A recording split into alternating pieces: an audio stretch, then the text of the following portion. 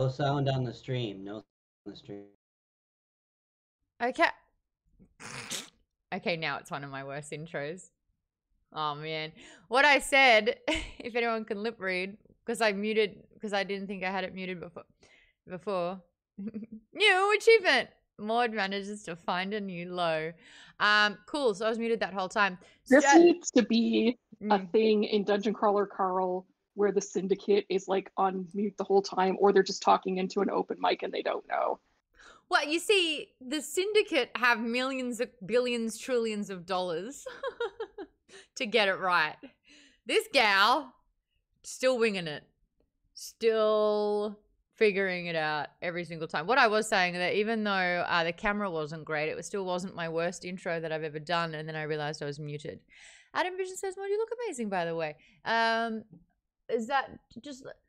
Can I also refer to your other comments previously? Maude, tell us more about the shirt. Oh, that's because Aaron, you were talking about your shirt and they could hear me, but they couldn't hear you. All right, good. Adam Vision says, what is even the point of this timer? Well, it was supposed to be time for me to talk to the VIP members, but my mic was on, and so then I muted it and then didn't put it back on. That's what the fucking timer's about. And then Adam Vision then says, how long? I don't know what that's referring to, but too long. Bren Ma says, hello there. Can we get a hello there from Discord? Do we have a hello there? We've got a hello, what have we? Hello, what have we here? Hello, what have we here? Nice. We need a hello there, don't we? We need that one. We need a hello there. That would be great. Hello, Brenma. Hello, Junior Dax. Hey, Vaden, not only in the chat, but on the screen right there with the members. Plus, Will Post says, there she is. Listen, she won't get there every time. But when she does, it'll be average at best. Way to sell it. You just need some dynamite in your other hand. Oh, yeah, love that. Toaster Poster, thank you so much for 23 months. And Adam Vision, thank you for 34 months. We're about to hit 3 years. Do we do anything for our 3-year anniversary, Adam? Should we? Did the socks I knit for you fit more? I can't show feet on camera. The socks are here. They're in the set. I made them a part of the set. When people give me really nice things, I put it here. This is what Jimmy got me. It's here. This is what KP does. This is your cousin? Your cousin made this one. It's chainmail. We've raided into his stream once when he was making it. That's so, he literally made like a chain geek bomb with a fuse. It's so cool. So I put that in the set. And does everyone want to see Kate's socks? I've got no shoes on, so if I will back. Apparently if you show feet on a stream, you'll get banned. Got no shoes on. If I scroll, we're talking about Dungeon I know. Dungeon Crawler Carl, though. Not my feet. No one needs to see my feet. Your pillow's out there. I do have your pillow. Your pillow's actually out there. I don't know how to put. Oh, I could. No, apparently I got in trouble because I was covering the vent and the air conditioning kept freezing because I covered it. So I would put it there though. Lisa, what was that quilting? What was that? Not quilting, crochet? She made this giant Yeah, it was cushion. crochet. It was crochet. And that was a Geek Bomb one. I love that one. I'll have to make you a new one for Maude's book club. Soz.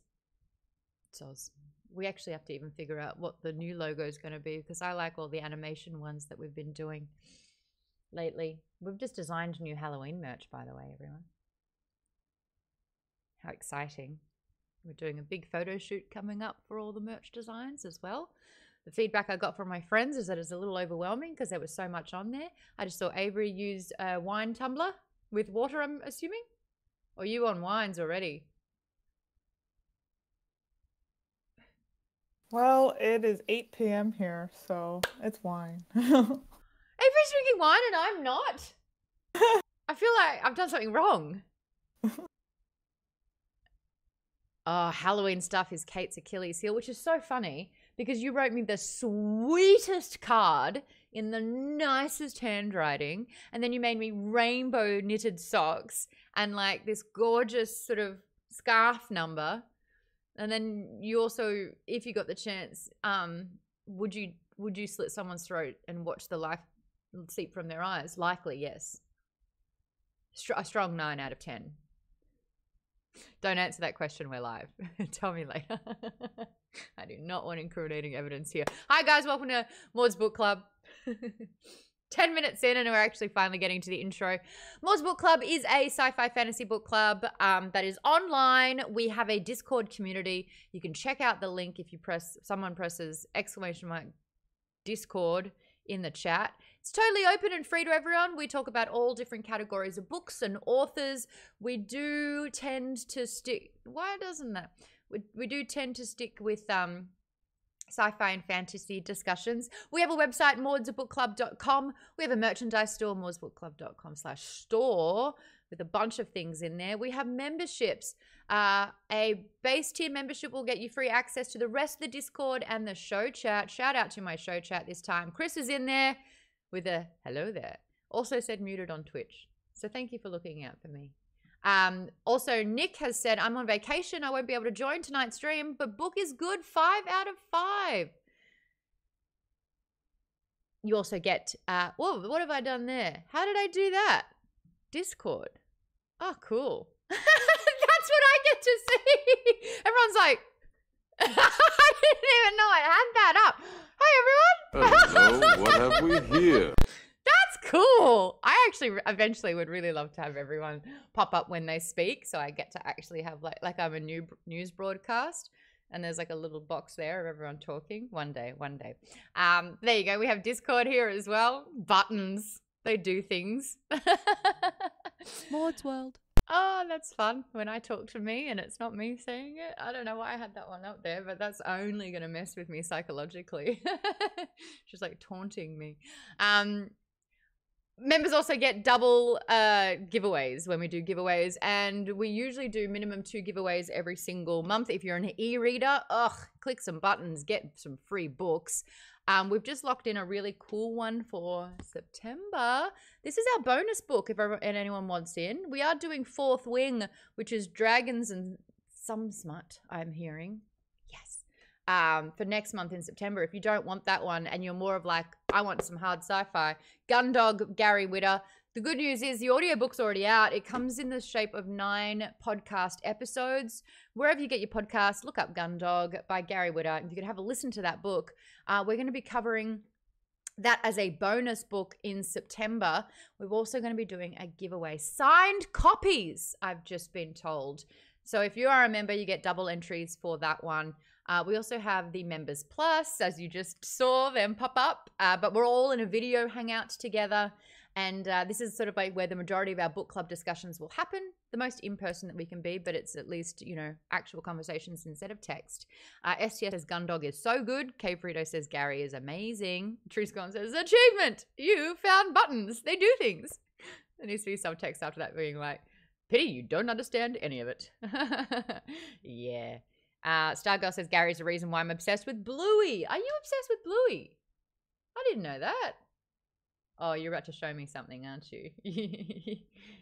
No, I wasn't going to show, but like, I don't have any kids and don't hang out with people that have kids, and that show is top tier. It is so good. What is the best Australian lingo that you've gotten from Bluey? I like when they do all of the non-swearing, so when they say, oh, biscuits. Even biscuits are different in Australia. Biscuits are cookies, for those that don't know. So we call a cookie a biscuit. We don't have America's version of biscuits. It's just the closest thing's a scone. And it's not a scone. It's a scone. And bickies are biscuits in slang. But we call it like a dog bicky. A dog, you know, like a dog biscuit. Like a pet treat. It's in the book. Terry, stop looking at me like I'm making 0 sense. We know what a pet treat is. It's a dog bicky. Now we're all getting educated. My favorite episode of Bluey's is Pass the Parcel. I grew up playing Pass the Parcel and it was fraught with tantrums.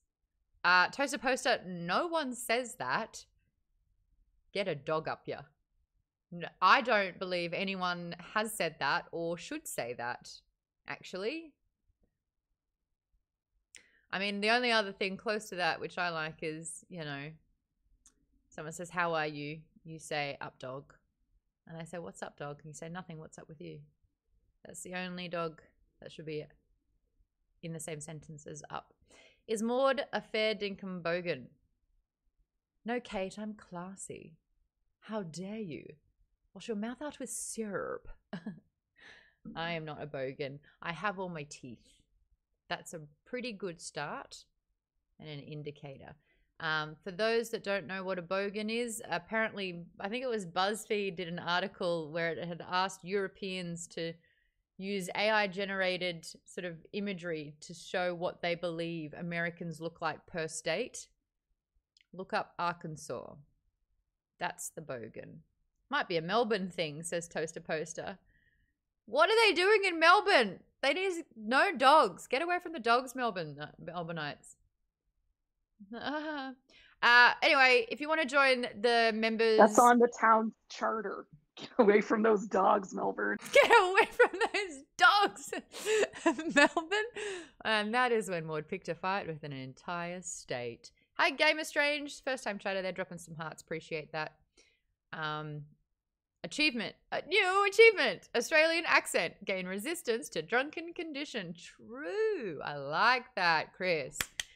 I like that a lot. All right. So we're talking this book. Don't forget next month, Fourth Wing. If you want in on that, join the Discord. If you want to get your butt in the seat, in the hot seat for the live shows, become a member plus. Patreon.com/Maude's Book Club. Where's that exclamation mark, Lisa? I love that I can like live ridicule, but it goes both ways. If you're going to join the Maude's Book Club, you've got to be prepared. I can take it sometimes. Love to give it. Dish it. Dish it's better. Thank you, Lisa. Lisa's our moderator. Give it up for our moderator. Where's applause? No, we have a... Thank you, Aaron. Yay! Yay! And if you are a sub, if you're subscribed to... context. If you're subscribed to the Twitch channel, you have a mod hype icon emote. Use it. Lovely. Darcy's here. It's so funny. Like, if you have the Dorito emote, we use that every time my brother pops by. I've been trying to get him involved. Darcy has finished the first Dungeon Crawler Carl book. Dart, we're talking about the second book here. I've encouraged him to buy a credit to keep listening. I'm trying to get him into audiobooks, and I kind of feel like I fucked up big time here because he's starting with Dungeon Crawler Carl, and the only way is down after that. If this is where you start, I apologize because it's probably the best sounding audiobook you'll ever hear. Dart, if you ever do want to come into the show, you get VIP treatment because we're related. But if you want to jump in and give me your impressions, thoughts. Actually, if you could do some impressions, that'd be great. Come into the Discord, Darcy. I want to hear your thoughts on the first book. He actually made a really good point that I'm going to bring up and address to the chat as well. Thierry says, get him into Dresden next. Thierry, I bought him like the first 3 or 4 books of Dresden Files to read. I got it for him for like his birthday last year. And it's sitting along with Project Hail Mary on a pile of books that he has not read. He said that he found Project Hail Mary a little bit difficult to get into because he was reading it. And I think his head's been so into writing this book series of his. Avery, you're getting your dad into Red Rising? Darcy, you haven't read Red Rising. I wonder if Dad would like it.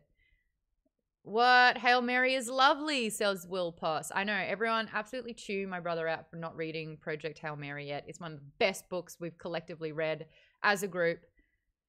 Darcy, since you finished Dungeon Crawler Carl, give us your first impressions. Give us your thoughts on the first book. Teresa says it is lovely, and I do like Project Hail Mary.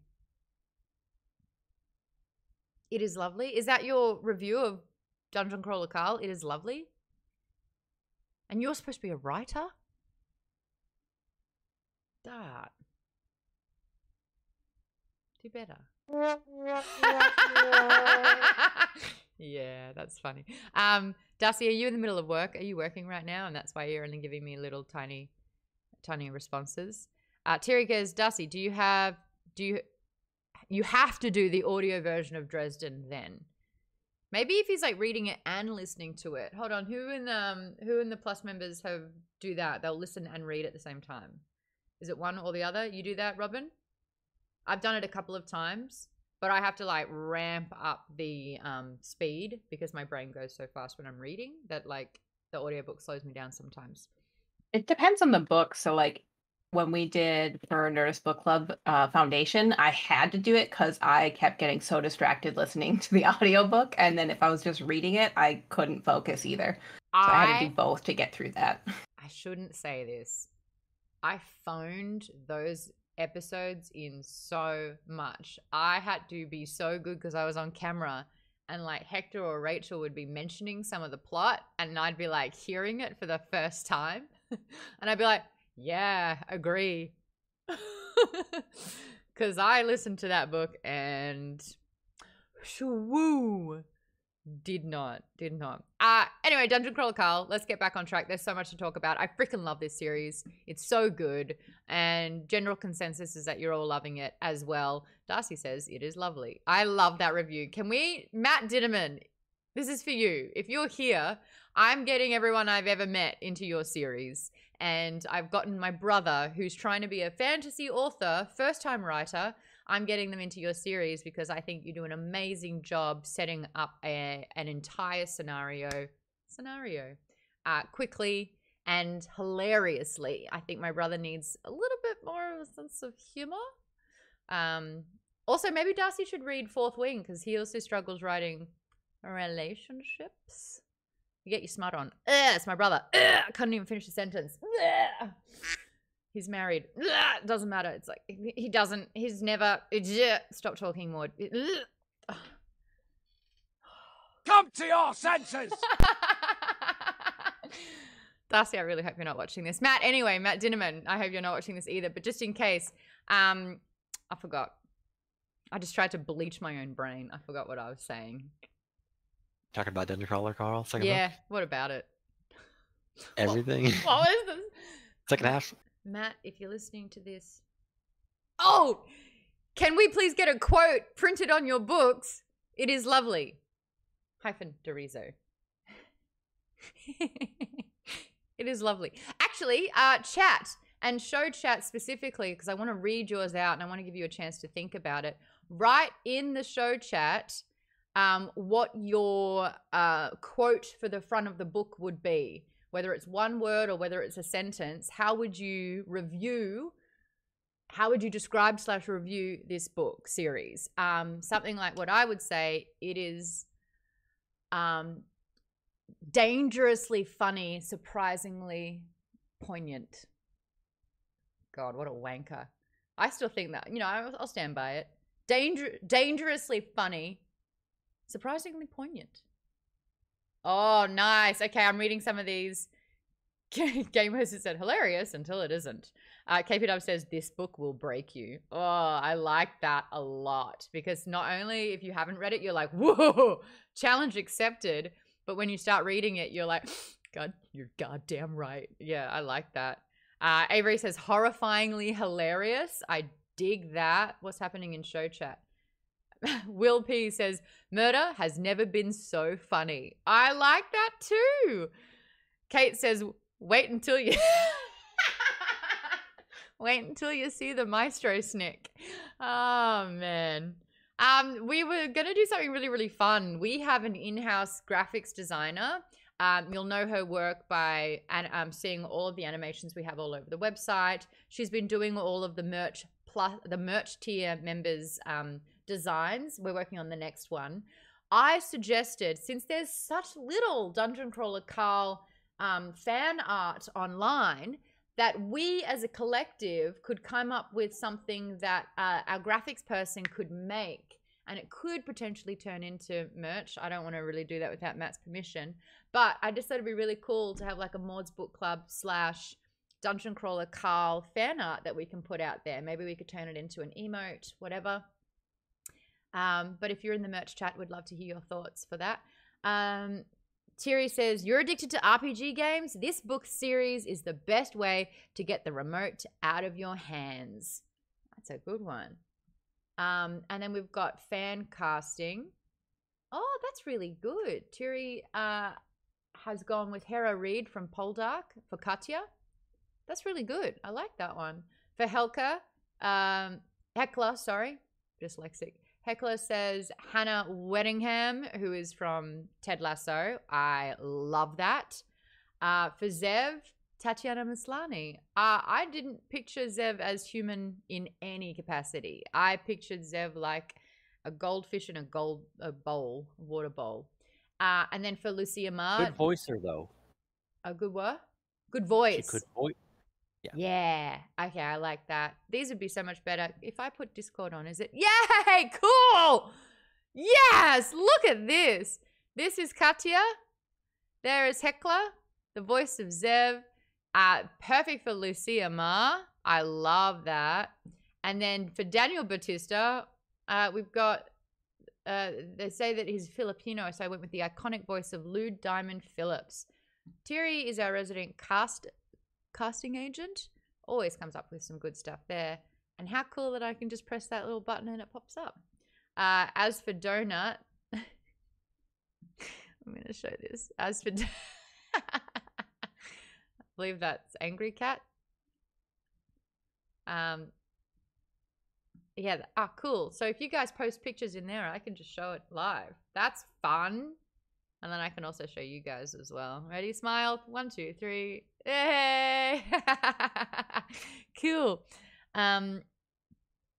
Kate says, I need Donut and Mongo art. Are we thinking Donut writing Mongo? Mongo, like currently level up to Carl's shoulder Mongo? Great. Donut putting Mongo in a dinosaur pageant. No comment. And if She anyone would has read absolutely ahead, be the pageant mom, Donut. what a fantastic idea. This is a picture of Mongo that I found on Matt's Twitter, by the way. This is baby Mongo, and it's the cutest thing I've ever seen. Love it. Hey, book good. Nick came in with his review early. 5 out of 5, book good. Oh, Chris has given me my stats. Whoa, that's not my level. I'm not saying my level. Species, Australian. Views, 13 septillion. Followers, 331 quadrillion. Highest stat, charisma. Ability, charm. Not tech, that's for sure. That's how I would die in the dungeon. Let me know how you would die in the comments. What is your stupid weakness? What is your weakness that you should have figured it out by now? And it's kind of embarrassing that you haven't yet. Because even though you stream once a week minimum, you still forget to unmute a microphone, you drongo. Vaden says Australian is its own species? Yes. The answer is yes. Yes. I'm surprised that we had to even be confirmed. Like, honestly, yeah. We have our own language. You just insert 6 more vowels and R's in every word. But then you don't say the R when there is an R. Like water. There. Thierry says, before level 3, not enough endurance while running in my human form. That's the thing. You have to survive in your own body for those first 2 levels. And then, whether you want to stay the same or go completely different is up to you. KP says, they speak down under dark there. Down there. Down under dark? Down under there? Did you typo or am I not getting it? The look he just gave me, he's just like, it's a me thing. That was a me problem. Vaden's weakness is getting murdered. No one's pretty good at that. Actually, maybe some people are better at that than others. But Vaden's weakness. Oh, Underdark. Down Underdark. Oh, that's very good. And I should have gotten that, the amount of Baldur's Gate 3 that I've been playing. It's too late. It's too late. No. Just stop. I should have gotten that. That's on me. Wow, when you... The pun gets past me. Aaron says, I'd pull a Roo from Hunger Games and just hide. and find my moment versus diving into the mobs. I don't know, man. Hearing Lucia where she's like, every time not training and not earning XP is an absolute waste. Does everyone remember the best episode of South Park where they have to defeat that guy who's camping and trolling in World of Warcraft, and so they get to level 75 by killing level 1 wolves? That would be me. I'd be like, rat, boom, rat, boom, and then this arm would be huge because it's just the stick hitting the whole time, and then I'd be like, hopefully on par, but I just have to kill a lot of rats. Chris says, boss fight! Maude versus a small, vicious living doll. I started reading that sentence before I got to saw the end of it, and you could see the exact moment when my heart broke. Where I realized that you were not wrong, and I couldn't say that out loud. They'd be like, Maude, are you scared of anything? I'd be like, no. Not even little dolls. No, they're fine. Ray Panda, thank you so much for gifting 10 subs to the community. We've got F8 photo. TLC thing. All they would have to do is just say you were named after the 2 bravest wizards, and you would start crying, and then that would be it. Great television. Am I right? Am I right? I reckon them showing video of my family that I knew got squashed would probably get me to cry a lot harder than that. Or I just brought realness to the conversation. What would break you? Let me know your deepest, darkest secrets in the chat right now. Also, my brother just messaged me. If I go on your stream, you got to stop insulting me, lol. I was writing my review of Dungeon Crawler Carl and I just left. That's what it's like. Really? What? Can you really actually do that though? Or are you just gonna fake it and insult him as soon as he gets on? I can't help it. It's like unlearning my entire life. I understand. Siblings. You gotta do it. You gotta do it. It's just that I get to do it in front of people. Which is a huge advantage for me and a disadvantage for him. But you've got to use what you've got at your disposal.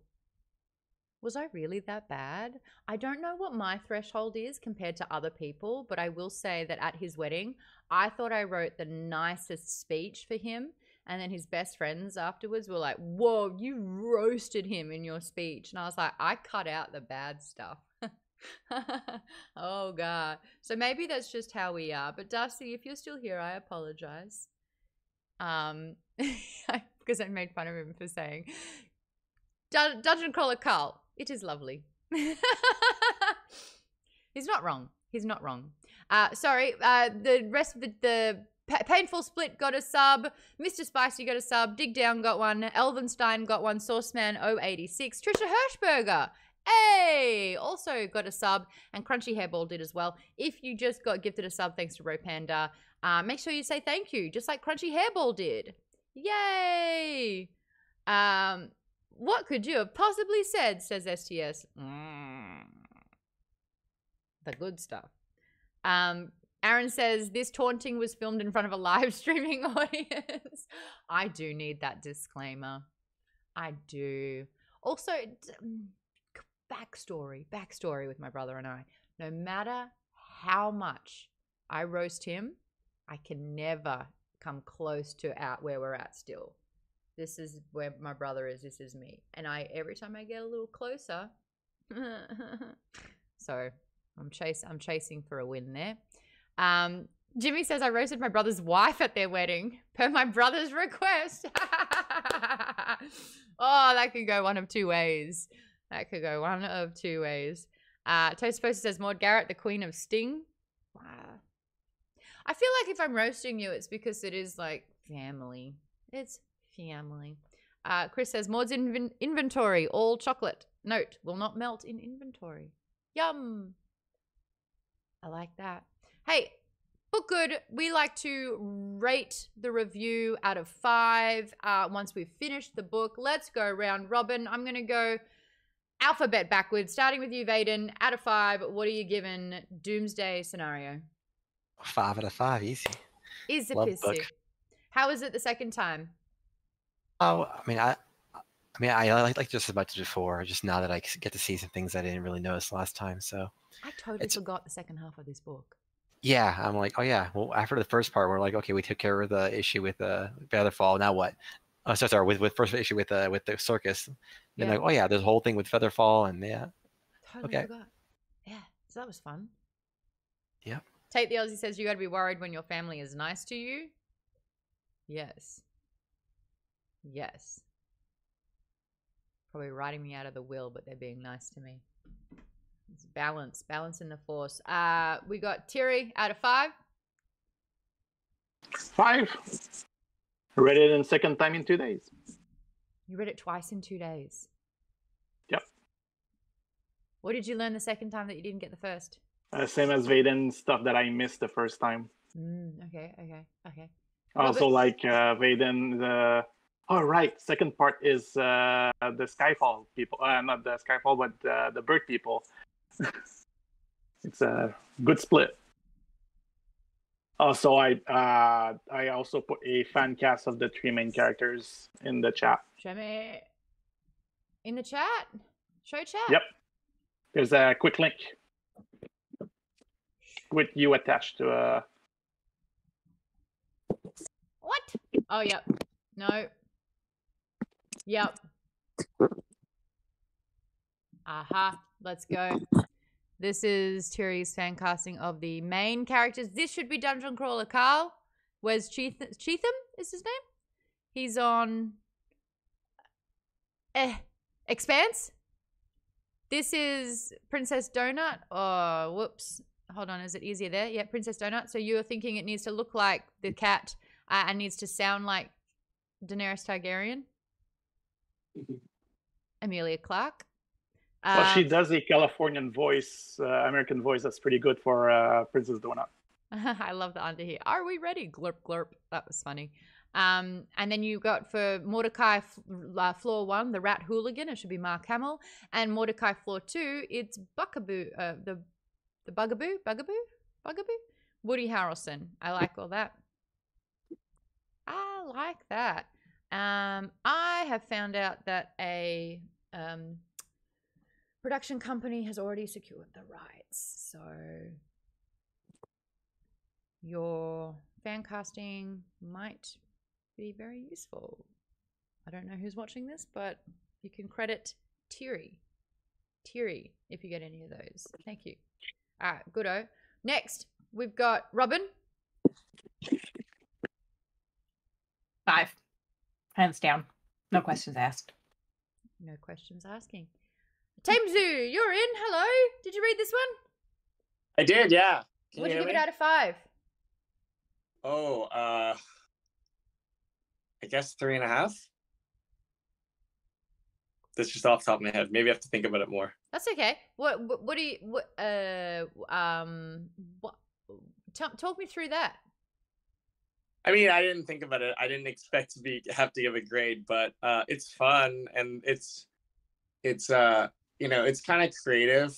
The tone is super uneven though, and parts of it are like really cheesy, you know, and very odd. And some things, you know, I appreciate it's very experimental, and some things are really surprising and work, and other things are very jarring and don't really always work. Like I find that like the whole trope of it being social media and a big show production, it's kind of clever, but sometimes it's like overdone. So it takes, you know, because they're very purposely breaking the fourth wall, that it's like a big show and scripted and, you know, this is what the writers think. But the thing is that like, while, you know, there's a trope, it sometimes goes on so heavily. You're like, are you supposed to take it seriously? Does that mean they control everything? Like, what does that mean? And then why are they, it's a lot of exposition too, where they go, you know, Odette or some explain, you know, or he writes a big letter and, you know, threat in show terms. And it kind of, it's a tough balance to like be like, okay, it's a game you take seriously, it's like real life, but then there's these self-conscious writers and a humongous universe, and you know, and the writers can, it also sets up this crazy ex machina effect where because of the writers and producers they control everything, you know, they can always change the rules at any second. So you're trying to figure out like what is serious and what's new and what are the rules, you know? Yeah. But you're learning with them for the first time. Right. Yeah. I kind of realized upon this second reading that this is just a futuristic version of the Gladiator games back in ancient Rome, where it was like death for entertainment's sake, and should a gladiator beat whoever, whether it was other slaves, other animals, you know, if a man was able to kill a lion, bread and circus. Just on that last point, in the first book, because I'm sorry, this is the first time we've done in these two books I've been able to make it, but I did manage to catch up on both of them. But did I recall correctly that in the very second chapter was introduced, he actually drops, like, it's kind of like the Running Man from Stephen King, right? Does he actually mention? I think he does, right? Yes, you know, yes. or like in the the first movie, book. either, yeah. I've never seen The Running Man.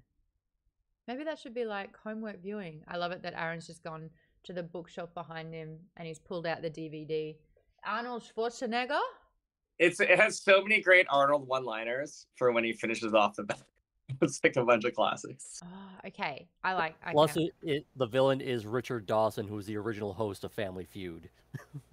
Oh, I didn't know that. Yeah.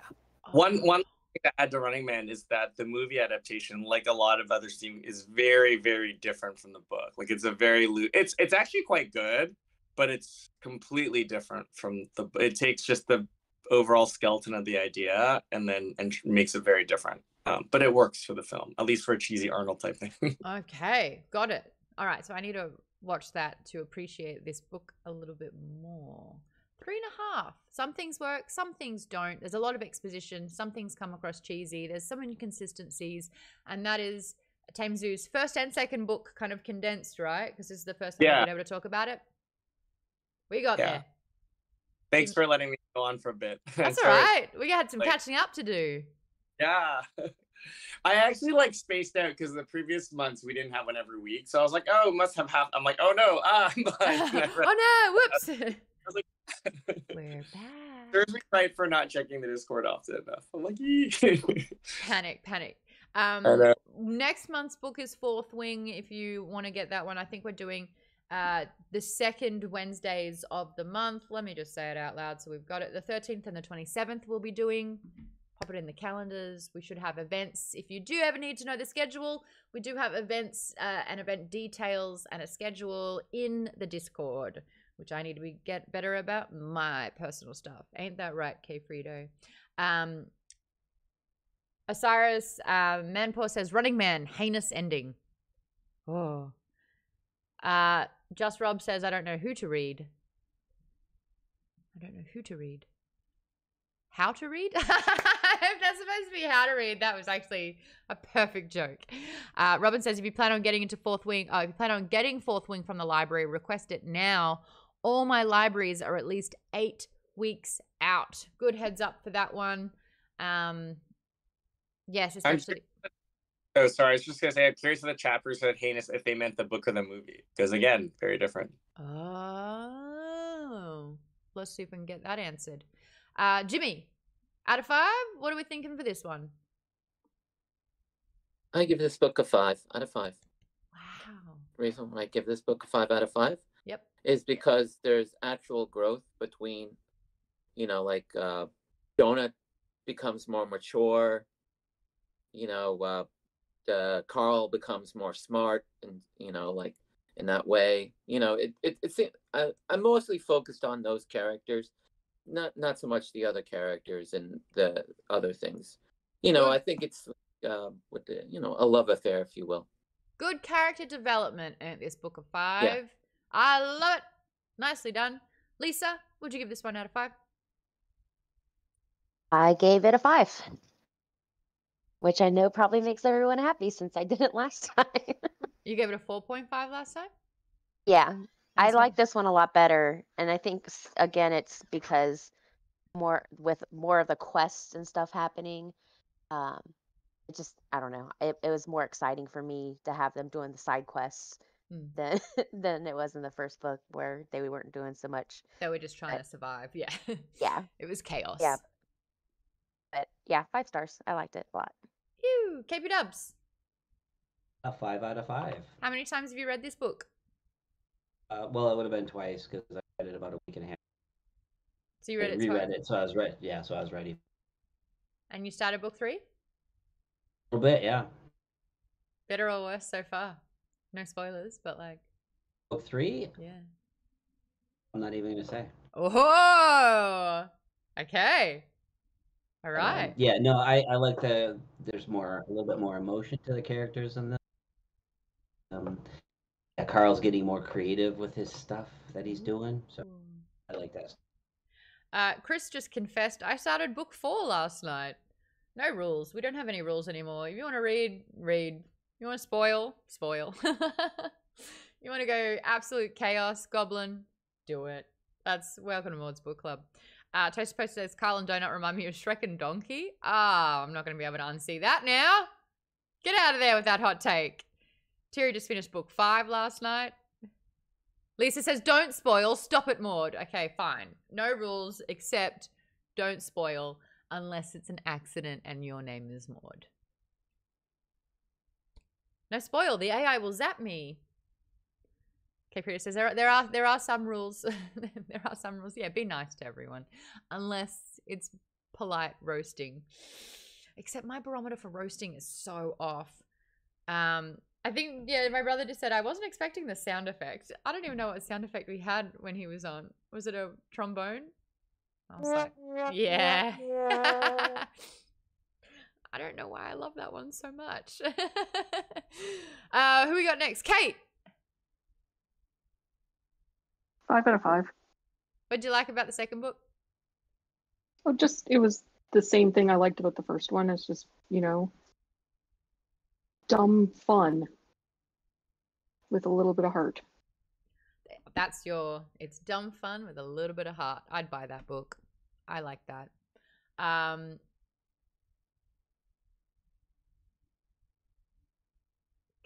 Aaron. 5 out of 5. It's basically the same as the first one, but it's like it's nicely building on what was already established before, and yeah, it's like it's a nice balance between like a lot of the humor, like you ever played the Borderland games, it's kind of like that where it's like very humorous, but then when the serious moments hit, it's like it gives those serious moments its due, and then immediately lightens the tension with more humor to let you keep going before you wallow in all of it, because it's a nice palate cleanser from Red Rising. I'll say that definitely. Yes, big time. Chris says this book knows what it is, and it does it well. It is slightly edgy entertainment. Last but not least, Avery, book good. Oh, I love your hat. It took me so long to yeah. I actually just ordered one because you got one, and I got jealous. So yeah, it's great. I love it. Yeah, I love it. Cool. Yeah, book good. I gave it a 4 out of 5. For a lot of the same reasons I talked about with the first one. I did like this one a lot more than the first one. I feel like now that they're past the training levels, that the game mechanics are a little bit less important to the plot. Because it's now more about what's actually happening. And now there's other characters, other things going on, which made it a lot more enjoyable for me. And it started doing more with the outside world as well, which is what I'm really interested in the story, is this whole universe and what's going on, what are these weird politics that we don't know much about yet. So where we are going to get into that, because it takes a very sharp turn in the second half of this book. We are going to be talking about mostly the second half of this book, but we're going full spoilers since we've all read the book now. Eric, I have to ask, now that you've heard everyone else's scores for it, has it influenced your 3.5 at all? Has it? Oh, have other people? No. I mean, I almost want to be like, y'all are too easy on it. This is why I love discussions like this. Not to be mean, but I have different standards, and I think if you're looking for dumb, silly fun, and you're giving on that scale, that's I guess fair. Although I don't even know if I'd give it a 5 on that rating. But I guess I'm kind of especially since Maude caught me off guard, right? And I was rating it towards all books, I mean, and there's definitely positives. I really like Donut way more than I thought. And there's a lot of cleverness. I just, and yeah, so I guess I was sort of rating it on a general, like, obviously not necessarily to, like, against like Nobel Prize winning books, but just, but we've read some really high, some he likes, right? But we read like Three Body Problem, which I know not a lot of people, but that's like a, shortlisted on many book. And Tomorrow is a legit, like, that's a legit prize, like Pulitzer potentially winner, right? So, I'm scoring against like general rather than, Forza and like silly, that's different maybe, but yeah. This is what I love about genre books. I mean, we are tackling a genre we actually haven't done in the book club yet, LitRPG.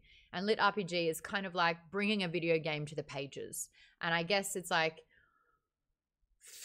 the difference big time is that this is one of the funniest books that we've read. The style of writing is very, very different because it is really leaning into sort of nerd culture. KP Dubs, it's so lit. Jimmy saying the main characters are quite lovable, even though this book might not win awards. I think after doing the first trilogy of the Red Rising series, where it was just like Pierce Brown had a tendency of like pulling you in for a hug just to stab you. And I think we just needed. What was your take on it, Kate? Again, dumb humor with a bit of heart.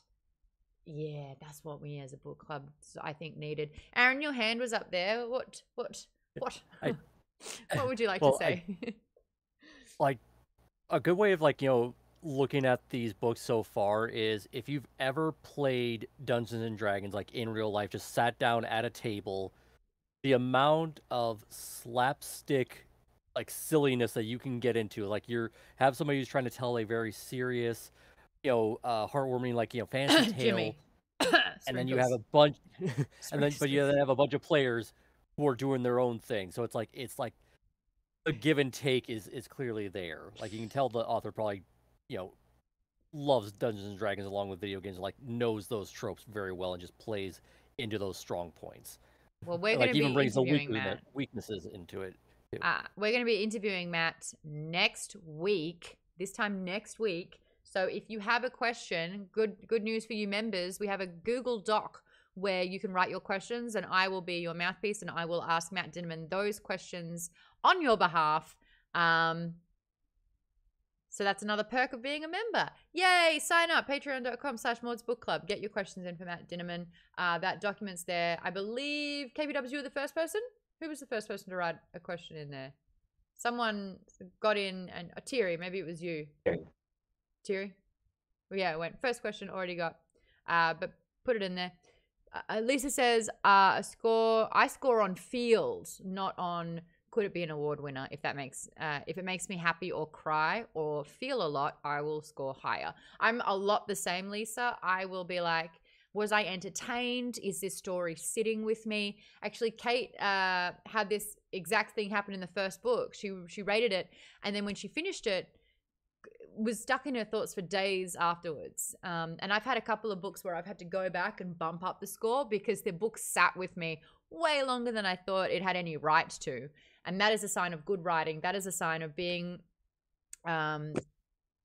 familiar and like wanting to stay with the characters a little bit longer. A sense of familiarity, I find. Like when you really feel kind of like cozied into a book, like then you kind of like miss it. Oh, I love that feeling. I instantly get another star like afterwards. I'm like, man, that book. If I want to recommend the book, I'm not going to recommend unless it's a 4 or a 5 usually. Sorry about the 3 guys. But yeah, it's just like, is this a very Maude friendly book? I guess there are books that have been very highly rated in the awards sort of thing for incredible writing and story. And was that Foundation? I fell asleep. This just wasn't a Maude book. Sometimes great writing is just lost on. I can appreciate it. I don't have to like it, But I love that we all have different ways of rating the same book. I think that's so awesome. Lisa said that happened with Spinning Silver for me. After I read it the first time, I thought about it for months after, where I didn't think about it again. Interesting how that works. Terry says, what was it again? Taking Freddy Krueger and having it in an episode of Jane the Virgin. That was a quote from the book of how they did, what is it, carryover series? The showrunner? Was that what that was in the book? I could be making this up now. That was at the very beginning. It was like near the very beginning of the second book. Yeah, they're talking about showrunners and like having a storyline, and that they can. Yeah. Overall idea of the storylines. Vaden was just saying, I love that I get the references. Yeah. It's a Vaden kind of book. Yeah, I don't usually when most books or on media reference like movies and TV shows I've never watched, I'm like, okay, I don't really understand it. But this one references mostly games and D&D and other stuff like that. I've had entire conversations with people where I'm like, you're saying words and references to shit I've never even heard of. Like, there is so much out there, and everyone's laughing, and I'm like, one more time? Wow, who is this person? What is this thing? Oh, I've got nothing. Jimmy was saying, I didn't love the Witcher books, but plenty of people love it. Aaron says, Lord of the Rings is the same. The writing is beautiful. The story is wonderful, but Tolkien sometimes gets so long-winded with his descriptions. Yeah, dude needs to learn to trim the fat. Brevity, my man. KP Dub says, that is me whenever anything Pokemon is mentioned. Oh, you missed that one. I have been, my friends that have kids, they're old enough to play Pokemon now. Trisha's one. My friend that I just saw over the weekend's another one. I get to be like world's best aunt because I'm like teaching them all about Pokemon Go since I've been playing it for 7 fucking years. I still play it every single day. I do. It's my game. I walk around the neighborhood with my dog and everyone knows that this is my freaking hood. Those of us that are friends, I mean, you're getting a gift from me at least every single week, but the only reason why you can't is because I'm full. And I've got something like space for 1,800 items and my items are full. Like, that's where I'm at with this game. Anyway, I taught this kid all this stuff and he's going to go back into school a freaking champion. He's going to be so cool. Could I just want to make a super quick comment before I forget it. Sure. About genres. And I mean, I almost want to give it just cut out. About what? Sorry, genres. Yeah, great. Good. So like, I mean, I'm not going to go back on the things I thought were negative a little, but you know, I don't judge. That is your opinion. You stand with it. Stand by it. Well, we could go, but what I want to focus on is something that I'm giving it almost a humongous point on, because I could slag it pretty hard in other metrics, but that is creating a new genre, which I think is really fascinating, right? And so you mentioned LitRPG, which I feel like is more of an adaptation, where you're taking something like a game or whatever and turning it into a novel, right? That's standard. You're just porting over different media, right? He defines itself as game lit. I don't know if there's anything else like it, but as far as that, and sorry, in the upper, what was the gentleman with the glasses? I'm so bad at names. What's her name? The last person who talked. Said it was like a D&D session. What's your name again? Sorry. Aaron. Sorry, say? Aaron.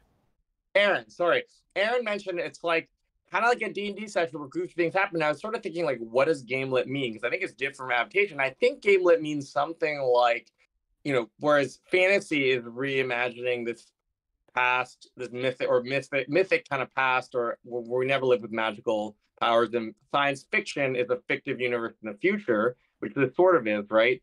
Game lit tends to be like literally self-consciously like justifying characters in a world that's ruled by game-like mechanics, and that's interesting, right? That's an actually, so regardless of all the negative things, it gets like a full point for trying and to some, at least some creating kind of a new genre, right? Because I don't think, because most people when they do, they're like, okay, we're not going to self-consciously reference the world of Dungeons & Dragons. We'll live within the world of the fantasy universe, and it's just a straight adaptation of the fantasy, right? That's within the fantasy rules. But this has the game rules like consciously like doing stuff in the universe, but they have to create a thing that justifies the game rules intruding. Yes. And I think that's right as a new kind of genre, game lit, which is separate from what you call lit RPG, right? And separate from science fiction, separate from fantasy. Yes. So this is game lit RPG, but you're exactly right. The game mechanics that we are so used to playing, whether it's tabletop games, whether it's video games, especially in the RPG games, you distribute stat points, and there's almost like an infinite possibility of who you can become within the confines of the rules. But like every decision that you make leans into becoming more like that person. You have strengths and weaknesses. And what I love about this setup, especially the first book when we had our sorry, it was unfocusing. Especially when we had the first discussion on the books, we put ourselves in the shoes of being a crawler. What would our stat points look like? Who would we become? What choices would be available to us? Who would we be under pressure? And I think that it's my big thing was it's all good to play a video game and cut, skip all the cut scenes and to take as much as a narrative in as you want. But when you put it into a life or death scenario, when you humanize it in this way, and when you are forced to kind of like see the ease of clicking a mouse and keyboard or a controller for a video game to then place yourself into it, I think that this book does a very good job of, I mean, that's what RPGs is, role-playing games, of putting yourself in this particular world. And I think that Matt Dinniman's strength is in these three-dimensional characters, making them not sort of, an NPC or not two-dimensional in the way where it's like, well, Carl gets angry and Donut is annoying. It's like there's true depth to these characters and brings that human element into it, which I find highly entertaining and a lot of fun. But if you're reading books because you're just like, is this clever? Is this well written? Like if you're looking at paragraph structures, if you're looking at sort of loopholes or things that aren't actually making sense, if you've got a real eye for tone and it becomes glaringly obvious when it's not matching in consistency throughout the book, that is an important discussion to have when critiquing a book. I don't have as much as a fine-tunement on that when I'm focusing on, am I entertained or not? Am I relating to these characters or not? Can I picture them in these situations? Is there enough terminology and description where I'm not going, hold on, what's happening now? Who's saying this? Like, what's going on? It is so visually sharp for me that at any given time, I can tell you exactly what these characters look like. I can tell you sort of like the emotions within the conversations that's taking place. It's like snapshots of absolute picture for me because of how it's written. And that is a win for me. Vaden says, superbly said, Maude. Even the enemy monsters are given character so that we can feel for them. Matt's got me caring about even minor characters quite a bit. There you go. Hey, anyway, we've just done ratings. It's got a 5-star. Let's, in the last hour, talk through what happened in the second part of the book. I've got the talking points. There's some questions dispersed throughout there. If you're a member, you can check out the Google Doc. I have a link up in the Book of the Month section on the Discord. You can follow along. You can make notes. You can type in things. Just make sure you put it in a different color. And you can't do blue because KP Dubs has already chosen blue, haven't you? You're blue? Yeah. He said, yeah. Hold on. It's my brother. Putting a Band-Aid on this, guys. Oh, he's just saying, hey, can I buy credits on Audible? I want book 2. I got it. Yes, he's only a week behind, but we're getting him into the series. I actually really do want to know his thoughts, though. I really do want to know your thoughts. I will say one thing. Something that he brought up, which again we're talking about, it's prevalent in Carl's Doomsday scenario. Darcy, my brother, said there's no real antagonist so far. And I said, well, the dungeon is the antagonist. The Borant Corporation pulling the strings is the antagonist. But he says usually with a protagonist, there is an antagonist. There's usually quite a clear villain in a narrative story, especially with an RPG. And I thought that was actually a really good discussion to have. So what is everyone's thoughts on when reading this? Did you feel a distinct lack of a villain, or were the pieces in the puzzle and anything that had a slight conflict, was that enough to kind of like play the role of the antagonist for you? Vaden, let me know your thoughts, and then Aaron will move over to you. Sure, I am. He's right. He's definitely right to some extent. I would say right now, his main enemy, besides the Born Corporation, is like Maggie Mine and Frank Hugh. Like, he's seen them as basically player killers. He knows that they are going around killing people for whatever reason that he's not super sure about, outside of knowing that it's a way for him to level up and get better. And he hates that. Like, he hates the fact that they're essentially being a traitor to their people, their race of humans. And for the sake of the game, and yeah, you get a real I think- sense that it's a conflict of his values, and his values are integrity, compassion, justice. Ugh, can relate. If someone wants to be absolutely defiant of justice and be super, super selfish or be deceitful, I do not have time for that shit. I would cull that up so hard.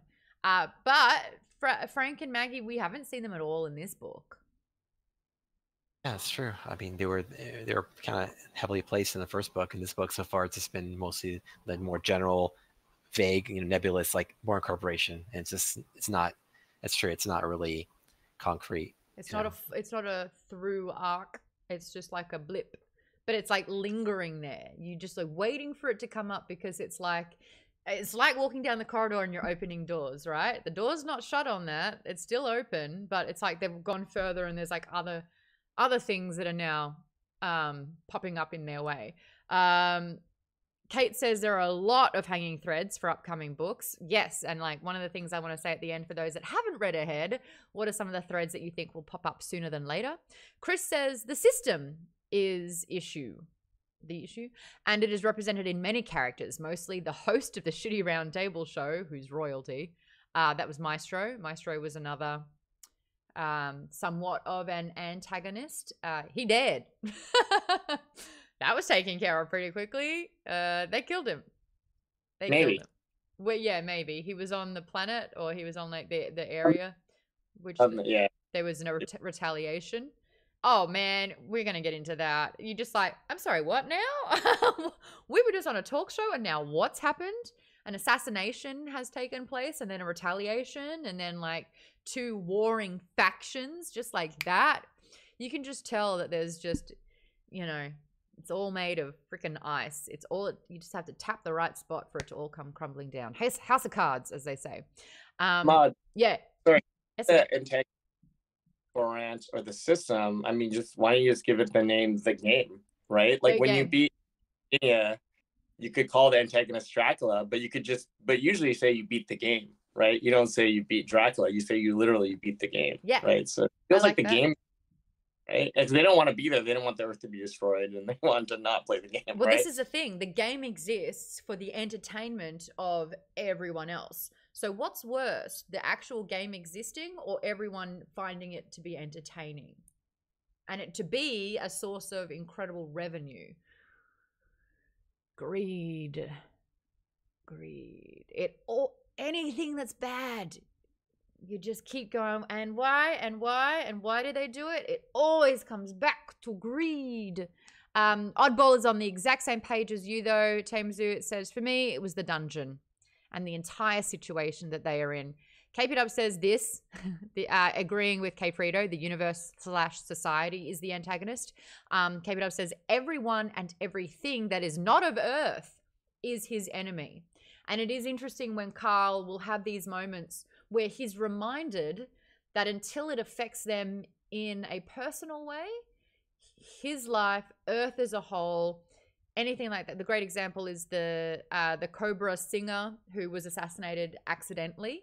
That's when they're like, oh, this is awful. And he's like, now you see that? Now it's become awful for you? It hasn't been awful this entire time, but until it happens in front of you to someone you know, that's when you start caring. Fuck you. You will not break me.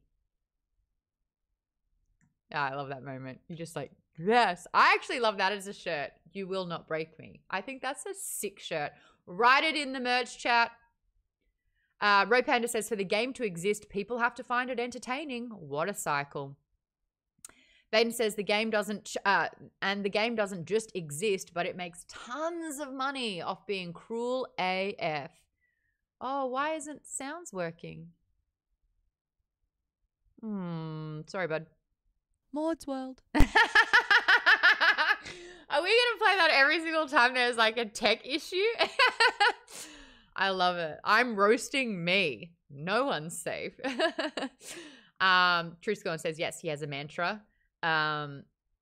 Avery saying a lot of those post-Hunger Games YA dystopian novels never had true antagonists either. They were more about the vague idea of danger until they won. Survival was the through line. You know, the antagonist was sort of like looming death at any stage. Okay, so let's go through what happened in part 2. We kick things off with the Desperado Club. Lucia Ma was already in there. Her dogs killed 2 handlers. And while chaos was ensuing, she decided to cast a spell that she's got in level 3 of the dungeon already. A spell that has frozen every single person in the Desperado Club. Now, this is such an OP spell, and they're recognizing that someone who's only on level 3 shouldn't have a spell like this, so they're going to start nerfing characters who are leveling up too quickly. While the entire floor was frozen, she kills an elite. They can't do anything to stop it. She's just makes sure that the elite's dead. She gets all the XP for that, and then steals a bottle of tequila. With the very little that we know about Lucia Ma, we know that she's been on a talk show, says that it's a waste of time, and if she's not getting XP, then it shouldn't be happening. I have a feeling what keeps her up at night is that sleep is getting in the way. But we've never interacted with them in the dungeon yet. For those that haven't read ahead, what do you think Lucia Ma's deal is? What's the deal with Lucia Ma? Who's got She's thoughts? a teenager. She's not even. I think she's like 13.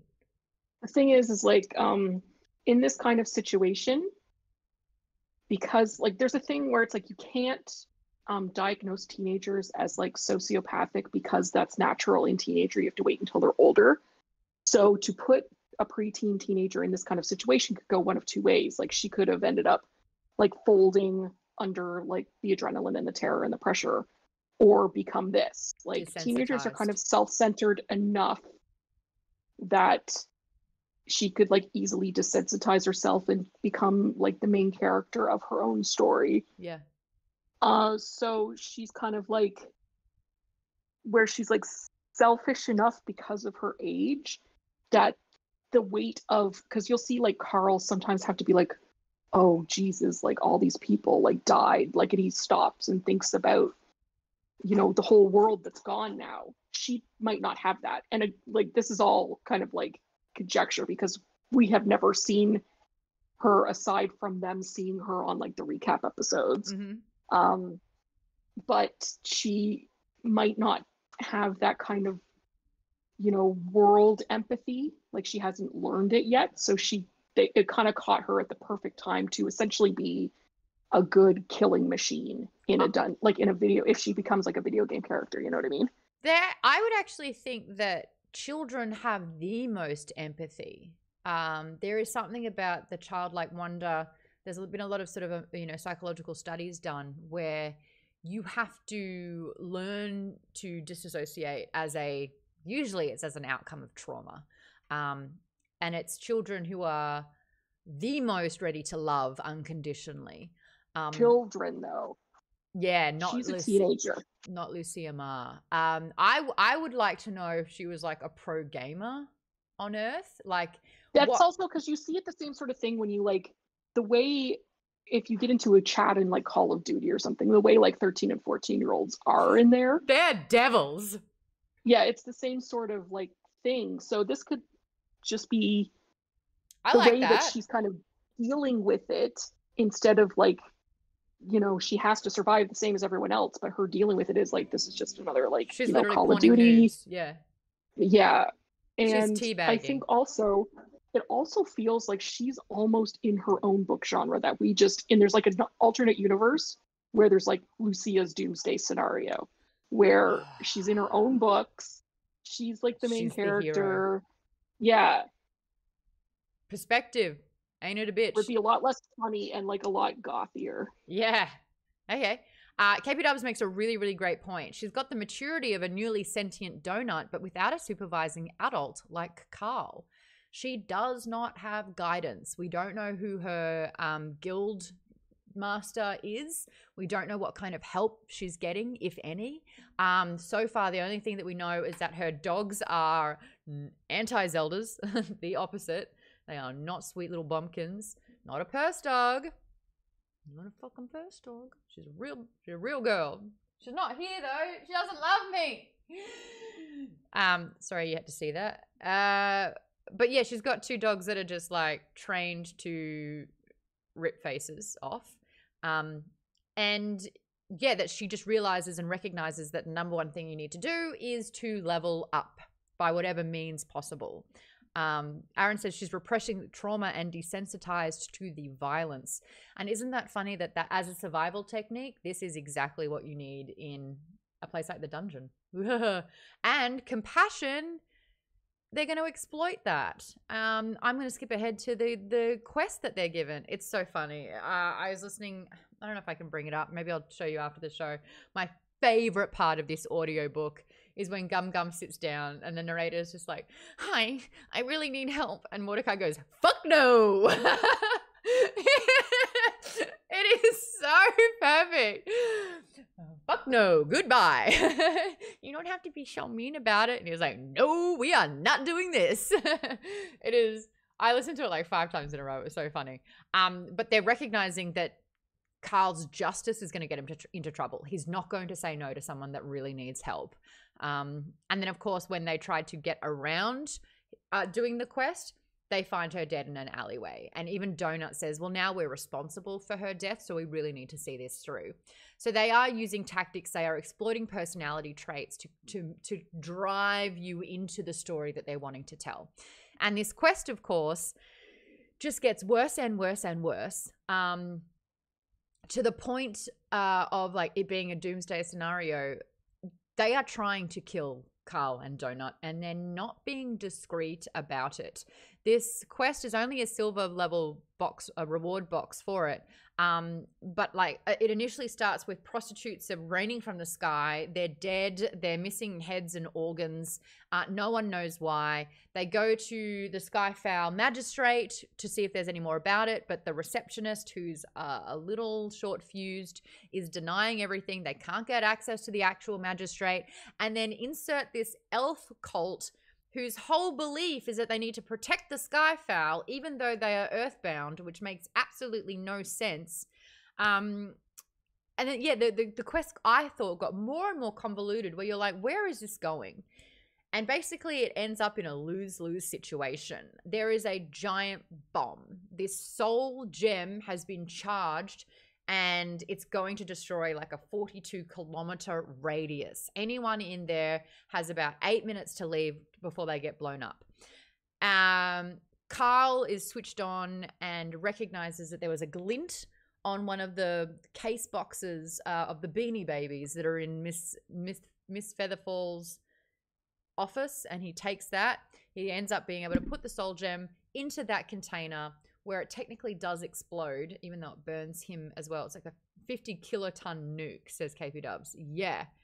Tom says everyone thinks it's a standard Shady Mare quest, but then it snowballs. Exactly. And you're like, oh, it's just a silver box. We saw what a gold quest box was like, and that was like a neighborhood boss, a city boss. Like, that was more pow, pow, pow.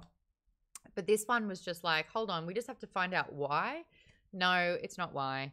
Aaron says 2 bombs, the crystal, and then the NPC crawler was the backup bomb. Now, this is where it gets messed up. They're able to take that, the crystal, the soul gem, and put that away so it doesn't hurt anyone, which then activates Plan B, which the game has in store, the lose-lose situation. And that is, what's his name? It starts with R. Rival? What's his name? Remix? Remix. Remix. Remix is an NPC character. He was originally a crawler on a dungeon a long time ago. He made a deal on level 10, I believe it was, getting out of level 10, where he becomes like NPC characters throughout all the rest of the dungeons. He's generated quite a big following. So every time that Carl and Donut had like a scene with him, the numbers would skyrocket. This guy's been in it for so long, he's just trying to remember his lines. He's like, I've got dialogue that I need to get, and I'm done. Like, my contract is done once I finish this, and he's suffering through it. He's like, the character, I think he was supposed to play Miss Featherfall's husband, where she resurrected him so that he doesn't quite exist in alive, but he also is not dead.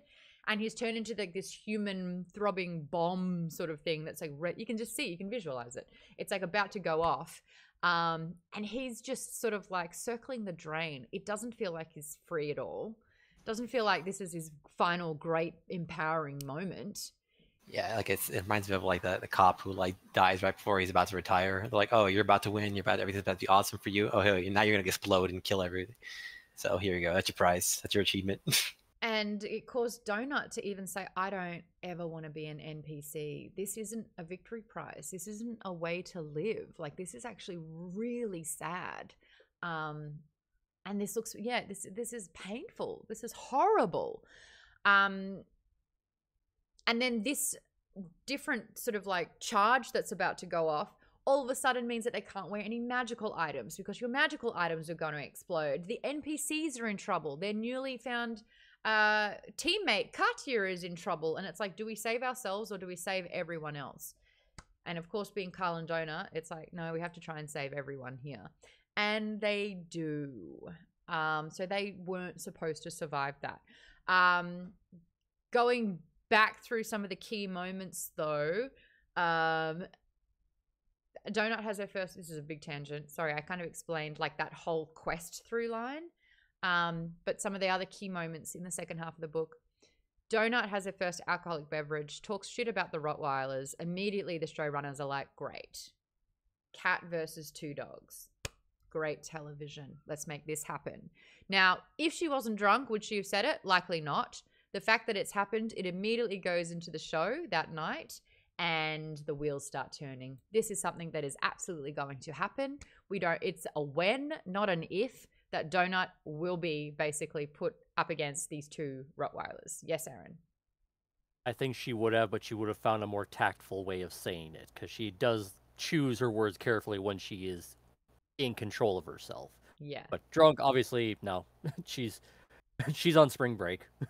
Yeah, Jimmy says, sometimes a cat needs to drink. This is the thing. This is their first time experiencing sort of what it's like to be an adult and make adult decisions. But like for me, if I were in a dungeon like that, the first thing I would want to do is absolutely drink. The last thing I'm ever going to do is drink. I do not want anything impairing me at all. Like, you have to be on your game. You need to get sleep. You're hungover, you're dead. Like, it's so not worth it. But it's interesting to kind of see that.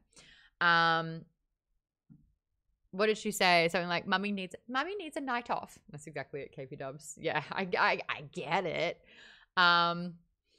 Terry says Carl is Oppenheimer, kind of. Yes. Vaden earlier said the City Elves are known for being delusional conspiracy theorists. You know, I could believe a world-destroying aliens and a fully built dungeon made from the remains of Earth, but nut jobs like that are just so unrealistic. I didn't think about it like that. That's actually really funny. Bartleby Prime says, NPC must monologue. We can't skip it. The greatest fear of any RPG player. I feel called out. I feel called out there, especially when K. Frito said, and Maude's afterwards. Yep.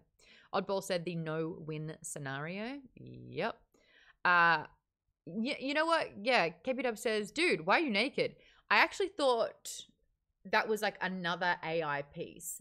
The magical items, it's like, how can we mess with them even further? I feel like they've taken so much from Carl already that to then take his clothes when he's been in his boxer shorts the entire time, but then to strip him of everything and he's still choosing to save everyone with like this vulnerability of being naked, knowing it's being broadcast to trillions of people. I personally think that is another way to control and to minimize and almost like tactfully destroy someone's character is to do that. It's a form of torture. The first thing you do is you strip someone off so that they become less than human in a way. Aaron. I just realized now through this discussion, I didn't realize it when I finished last night. Carl is basically Captain Kirk from Star Trek, especially like the Wrath of Khan one, where he's explaining like how he beat that one, Kobayashi Maru test, where it's like it's supposed to be a no-win scenario, but he found a way to beat it anyway. And he finally explains, I cheated. I basically, bent or went around the rules, and I don't believe in the no-win scenario. And that's basically what Carl did. He found a way around how to beat this. Just find the stairs, set off the bomb to give himself some experience, only to find out later that they said, They nah, revoked fuck it. you messed up our whole storyline, and now we're gonna punish you for it. Yes, really want to talk about that part of it, because they only get one veto the entire dungeon. And if they didn't veto this one, the Borant Company would be so bankrupt. So that's an interesting thing. We'll get to the epilogue of all of that. Hold on, I'm catching up to the chat. Jimmy says, yes, they are trying to shame Carl. Absolutely. Toastpost said, would Zelda have an Aussie accent? Because TrueScorn said if Zelda starts speaking, it would be interesting. Zelda's not Australian. I rescued her in America, which is why I have to celebrate Independence Day now for my dog. But maybe she barks in American. Bark, bark. She doesn't bark back. But she's only really heard me speak the most. So I would like to think by spatial osmosis. Yes, that she would sound Australian, but is American. What a head fuck for me. I'll be thinking about that for a while. Chris says, when the game is crooked, it's okay to cheat. More so when your life is on the line. Also, it happens in Red Rising, remember? It's like which card, and both of them aren't it, and so he lies. Yeah, sometimes you have to rig the game if you want any chance of winning. If I had time, I would learn to be a card reader, but math. Is it cheating, though? That's a great question. Is card reading in a casino cheating? If you're that smart, you deserve to win. Anyway. Only if you get caught. Only if you get caught. And just like Donut, sometimes you have to learn how to play and when to play dumb. Look, the casino is the Borant Company, let's be honest here. They're just trying to take all your money and pretend it's all entertainment, but really they're exploiting your vulnerabilities. Facts, I said it. Robin says it's not illegal to count cards, but the casino can ask you to leave. Yeah, we don't like you when you don't play nice. We're just going to take all of your mortgage. Whatever. Sorry. If you own a casino, I apologize. Okay. I'm going to go all over that. If three of you are in the doc, if you want to go through all of my notes that I made while listening to the book the second time, you absolutely can. The questions that I have, though, is they open prize boxes. Donut gets a framed picture of B, the very one that caused Carl to dump his girlfriend. She is sitting in the lap of her ex-boyfriend, which she conveniently left out of the conversation. And Donut is thrilled. Look! It's Beatrice. We're all going to be reunited together. Carl realizes, though, that with his obviously this is to hurt him. This is a direct sort of like gut punch for him. Except it's not punching his gut anymore. He's had to stomach so much shit being in the dungeon that a pesky little thing like an ex-girlfriend that cheated on him is nothing in comparison to what he's faced. And he's recognized, wait, this is supposed to really upset me? And it's not. And he recognizes that. He recognizes, try again. That ain't it. Like, this doesn't, exactly. Lisa says, I loved that he was like, you know what? That doesn't matter anymore. The question that I have for everyone, though, is are we seeing Carl grow or tire? I'll say that in an American accent. Tire. Like, due to the stress of the dungeon. Jimmy, your hands up. So I would say that he's growing, Carl, because, when he first started off, being discombobulated because the world turned into the dungeon, not understanding any of the worlds, flying by the seat of his literal non-pants, and, all these other things. And then, like you said, he didn't have Donut for a while because she was asleep, so he had to take more charge. He had to, basically father a lot of people into doing things, like telling people the right things and whatnot, So I definitely think it's growing for sure.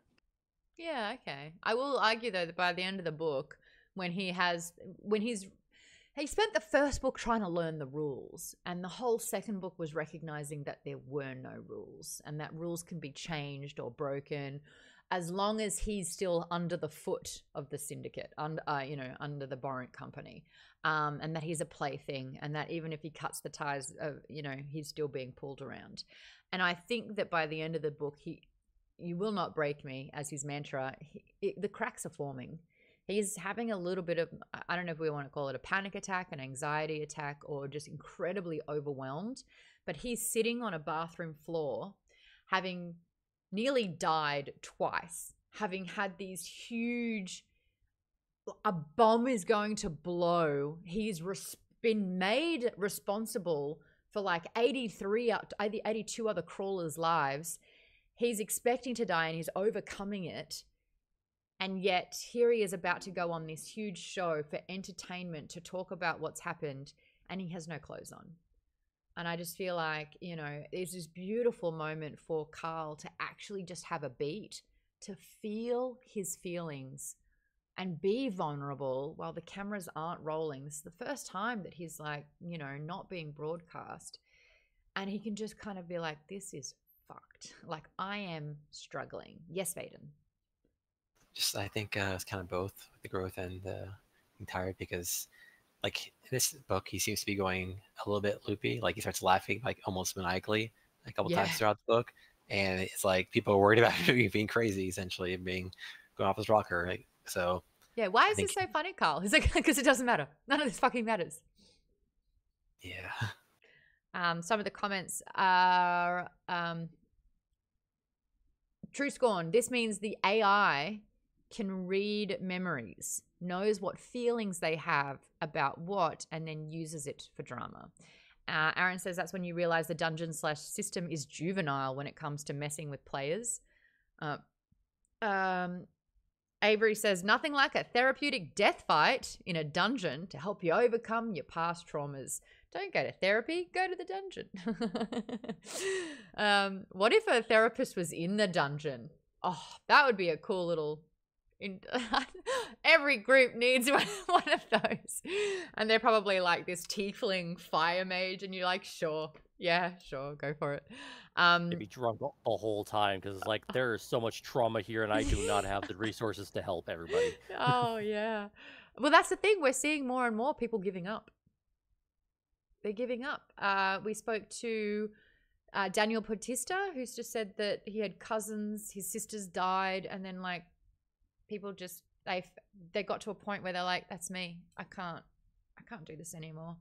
That's a moment I want to bring up actually too.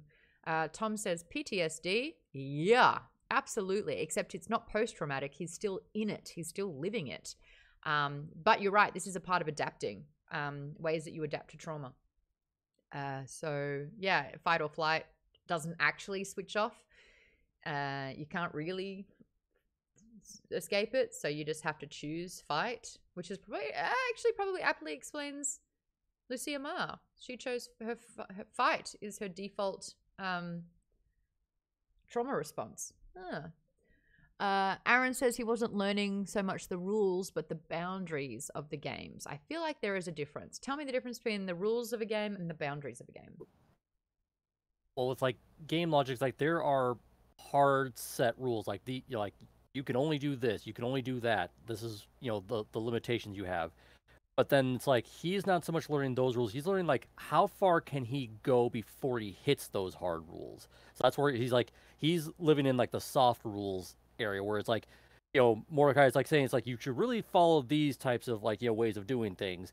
And Carl is just throwing caution to the winds, doing the exact opposite, and he is succeeding far better than if you just follow the advice of Mordecai, which it's not that Mordecai is giving bad advice, it's just that Carl is finding different paths than what Mordecai is even thinking of. He's being very creative in his choices, like why he's able to, come up with, let's just contain this bomb and put it in my inventory, and now I'm a walking nuclear bomb, basically. It's like, he like takes moonshine jugs and like, breaks the stills and like turns them into bombs, and now he can, get money out of it while also fighting against enemies. It's like he's rewarded with the class that was available to him of compensated anarchist, and now we're actually seeing him become that race more and more.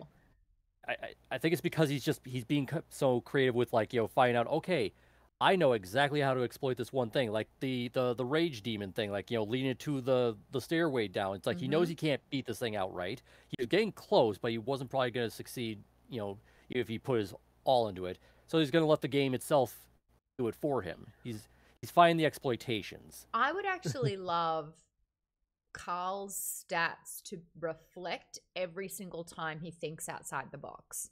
So when he made the Moonjug bomb, when he defeated this, he was supposed to be rewarded with the Celestial box. I would actually love to see his intelligence match, like his stat point of wisdom, match these. Like he's earning more wisdom by thinking outside in this way. And another example is like the times where it's like he's clearly being set up to be just outright killed by the producers of a certain thing or the game itself or whatever. Like the circus storyline. It's like he was supposed to knock down these poles. He was told, like, you know, by the game, it's like, okay, this is how you progress. Like any game, if an NPC is telling you this is how you succeed, finish the task as I told you and you'll be fine. He's like, no, I can clearly see this is a trap for me. I'm going to die. Sure, the storyline will continue, but I'm not. So it's like, screw you. I'm going to find a new path, a new solution to solving this problem. People are weighing in on the intelligence/wisdom comment. Thierry said that would be wisdom, and that is not part of the dungeon stats. KPW says it's like his intelligence is not high, but he has an advantage on intelligence skill checks, so that he's getting twice as many natural D20s. Spoken like a true D&Der. Jimmy says not everyone has the power to pick themselves back up, but if people are strong enough emotionally, then they can do it a lot. Aaron says wisdom was said it is a part of it, but no longer visible. Wisdom stats is not shown. There you go. Yeah, but you know he's as claiming. Next question. We kind of touched on it earlier, and I think we can do this one super quickly since we've got 25 minutes. Gosh, that flew. Donut now also feels responsible for Gum Gum. Is the AI purposely using their compassion against them? Is it helping them or hurting them? The ways that it could be helping them is, hurting them is obviously the trials. They're being coerced into doing particular quests. The way that it's helping them, though, compassion should resonate with the audience, you would think. Who's got thoughts? There you go. Sorry, I think there's a little bit of confusion as to who's responsible, what outside, I guess we're going to call the game, the system, the agent is responsible for what elements, right? Because there's the AI that reacts specifically.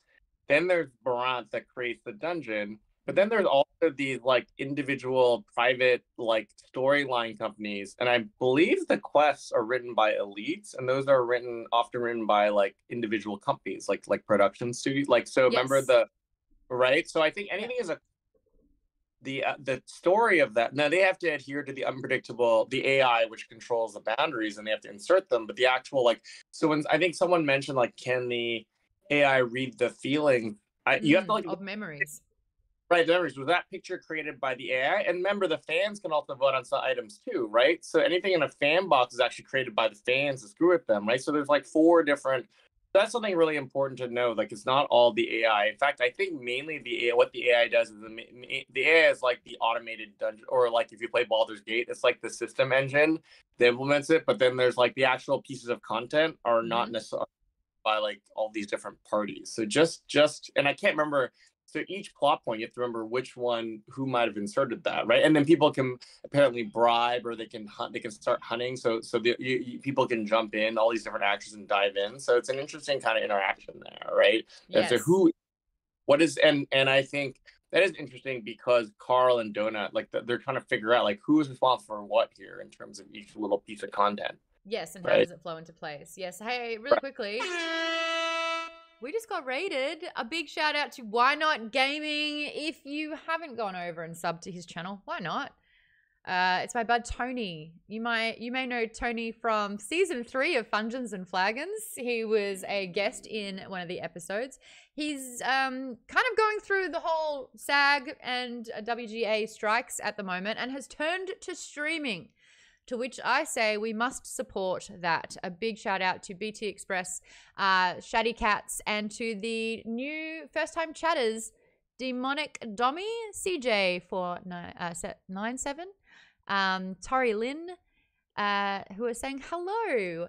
Let's give a shout out to Why Not Gaming in the chat. What were you just playing? Were you playing something Pokemon based, Tony? What did I see? I saw a Blastoise or something that you'd posted. Why not? Tony, you are. This is a book club. We do grammar here, my dude. You're too kind. Roasted. Wrong grammar. You are. Anyway, KP Dubs just gifted a sub to Why Not Gaming. Thank you so much, KP Dubs. We love to bring people into the community here, even though if you're my brother, you're not safe. I'm going to roast you live on stream.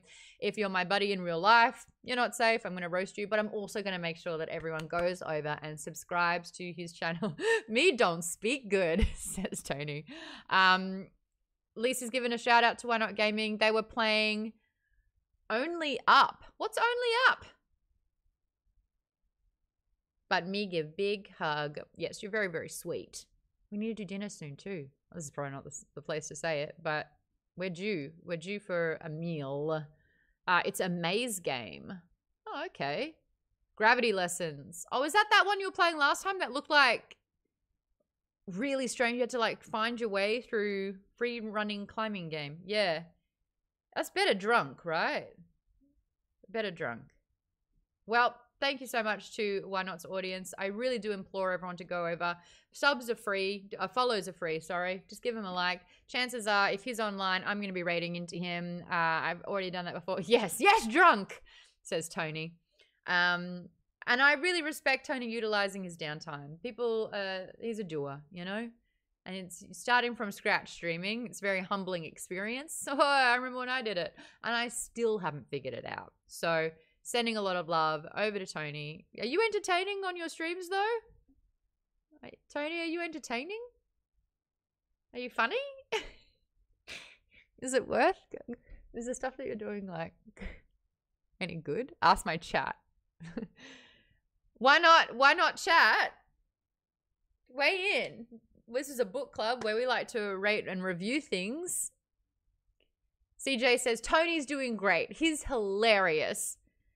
Shady Cat says he did a Breaking Bad personality. Oh, okay, Frida says, you're pretty good at the streaming thing. I did the first 5 minutes of this stream muted. Maude's World. That's so good. One day. I find your lack of faith disturbing.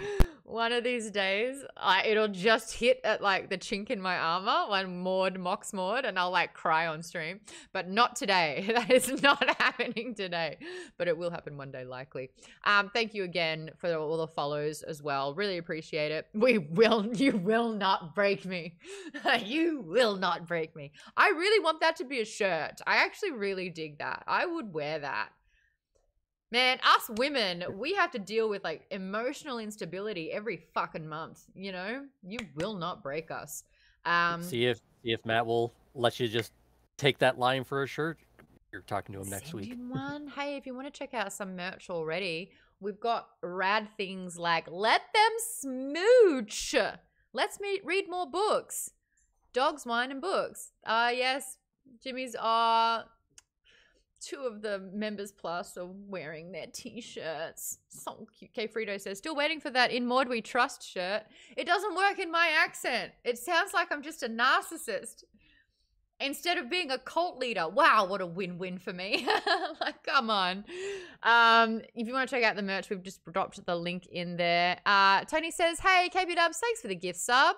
Oh, thanks for Manners. We love them over here. Manners and Mockery. Slogan? For those that haven't read this particular book, it is book 2 of the Dungeon Crawler Carl series by Matt Dinniman. It is a game LitRPG book, which is, I think we've dubbed it wickedly funny with a bit of heart. It is a very easy to read book that is a palate cleanser if you've been reading some pretty heavy books in the interim.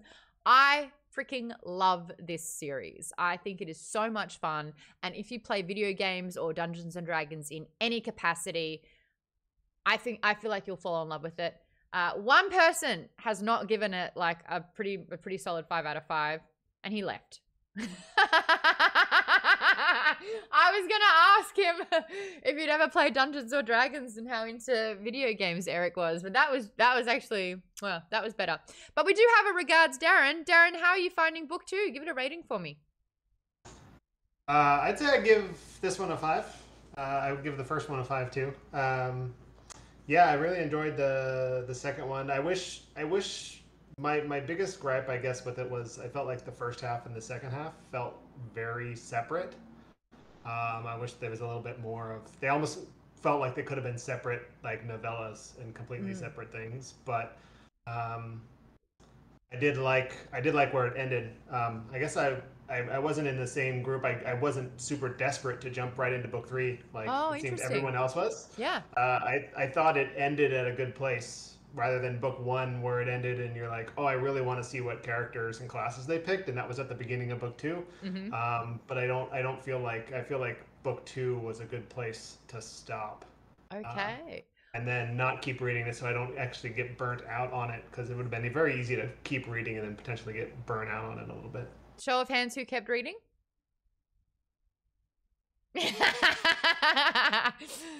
Thank you for showing restraint, Darren. I appreciate it. Lisa's like, not me. Gold star, Lisa. Gold I star. only showed restraint because I finished last night, so. Oh, okay. But you would have? Probably, yeah. Yeah, slippery slope. Chris said, hand up in the chat. Duga says, totally agree. Regards, Darren. Robin says, I follow rules. I love that, my ladies. Wait, Kate, you didn't keep reading? I'm about to do a gender divide here. Kate, did you keep reading? I didn't keep reading, but I might go ahead because I'm not going to read Fourth Wing. So I might. Have you already read it, or you just have you don't care about dragons? No, I have been burned so many times by books that were not already on my radar that are popular on TikTok. Everyone I tried was name garbage. And shame them. Every horror book that they said, this is so disturbing, you'll love it, was awful. The Hawthorne Legacy by Jennifer Barnes was awful. Atlas 6. Atlas 6 was awful. Garbage. Colleen Hoover books, awful. Well, I didn't mind Verity. It was a 4. So I'm not interested in Fourth Wing at all. Chris said, don't shame all bad books. Some of them are trying. That's true. That's true. Darren says, I don't follow book talk or really any book news at all, so I have no hype for Fourth Wing. Well, I mean, I can't ignore it because I work in a bookstore. And is it sold out quite a bit? It has sold so many copies, which is another red flag. Oh, why is that a red flag? Oh, well, it's not necessarily when books sell a ton that it's a red flag, but I guess when it's all like the Colleen Hoover people who are all buying it, I was like, this is not a book that I would enjoy. Right. So I'm just not going to bother. Well, so I might keep going with Dungeon Crawler Carl then, because did you hear that we do have a bonus book for those that are opting out of Fourth Wing? We're going to be doing Gundog by Gary Witter. Ooh. But I also have 700 books in my house, so I have lots to choose from. Holy shit! Right. Well, sticker. That's a lot. That's what happens when you get an employee discount. Yeah. God, that sounds nice, doesn't it? We're also doing giveaways if you want some free books and e-readers and things like that too. You know what? If you ever opt out of a book, that's totally okay. Even though we are focusing on 2 genres, being sci-fi and fantasy, we are really kind of exploring all facets in this, all the little nooks and crannies of sci-fi and fantasy. I think I'm going to love Fourth Wing. I think I'm going to eat it up, and it will, because it's like, we read the blurb last week and I was like, oh yeah, it's like dragons, check. Like, was there a love triangle or something? Check. Trope City, love it. Yeah, done. So I think I'm going to be really into it. And if I can convince Vaden to read, I saw you're reading Silver Flame. Yes. I just started it. I'm pretty sure there's a 50-page blowjob in that book, so have fun with that. Okay. So if I other people to read outside of their usual genre. You might. It's just a drawing of it that goes on for 50 pages. Oh my lord. Turn to page 394. That was the best use for that. Oh god. Chris says, what now? Making a note. Silver flame, was it? Duga says, whoa. Piling's like, ugh, I didn't even have wine in this episode. Woohoo. Anyway, back to the end of the book. A quart of silver flame, says Lisa, for those that are asking. Dude, I listened to that. That was uncomfortable. That was uncomfortable to hear someone narrate that. Okay, anyway, we're getting that out of us. We're 10 more minutes, and I want to talk about the end. Toaster Poster says, great timing. All right. Why? Was the narrator moaning as they were doing it? Who wants to answer that? Lisa? Robin? I have not done the audiobook, so yeah, I only read it. Yeah, I can't read those kind of books on Audible. I didn't like it. I mean, you might as well just listen to the audiobooks for 50 Shades of Grey and all those books. Secondhand embarrassment. Remember, I think we were talking to Snake Liquid about it. Because he wants to be an audiobook narrator, and he was reading the Akatar series. And I was just like, how do you do it? And he's like, they're just words. Like, you just say the words. And I was like, I was getting so embarrassed on his behalf. I just, nah, couldn't pay me $1 million to do that. Anyway, the big twist at the end, and KP Dub said it earlier, I'm pretty sure. Sorry, let me scroll up. Tangent.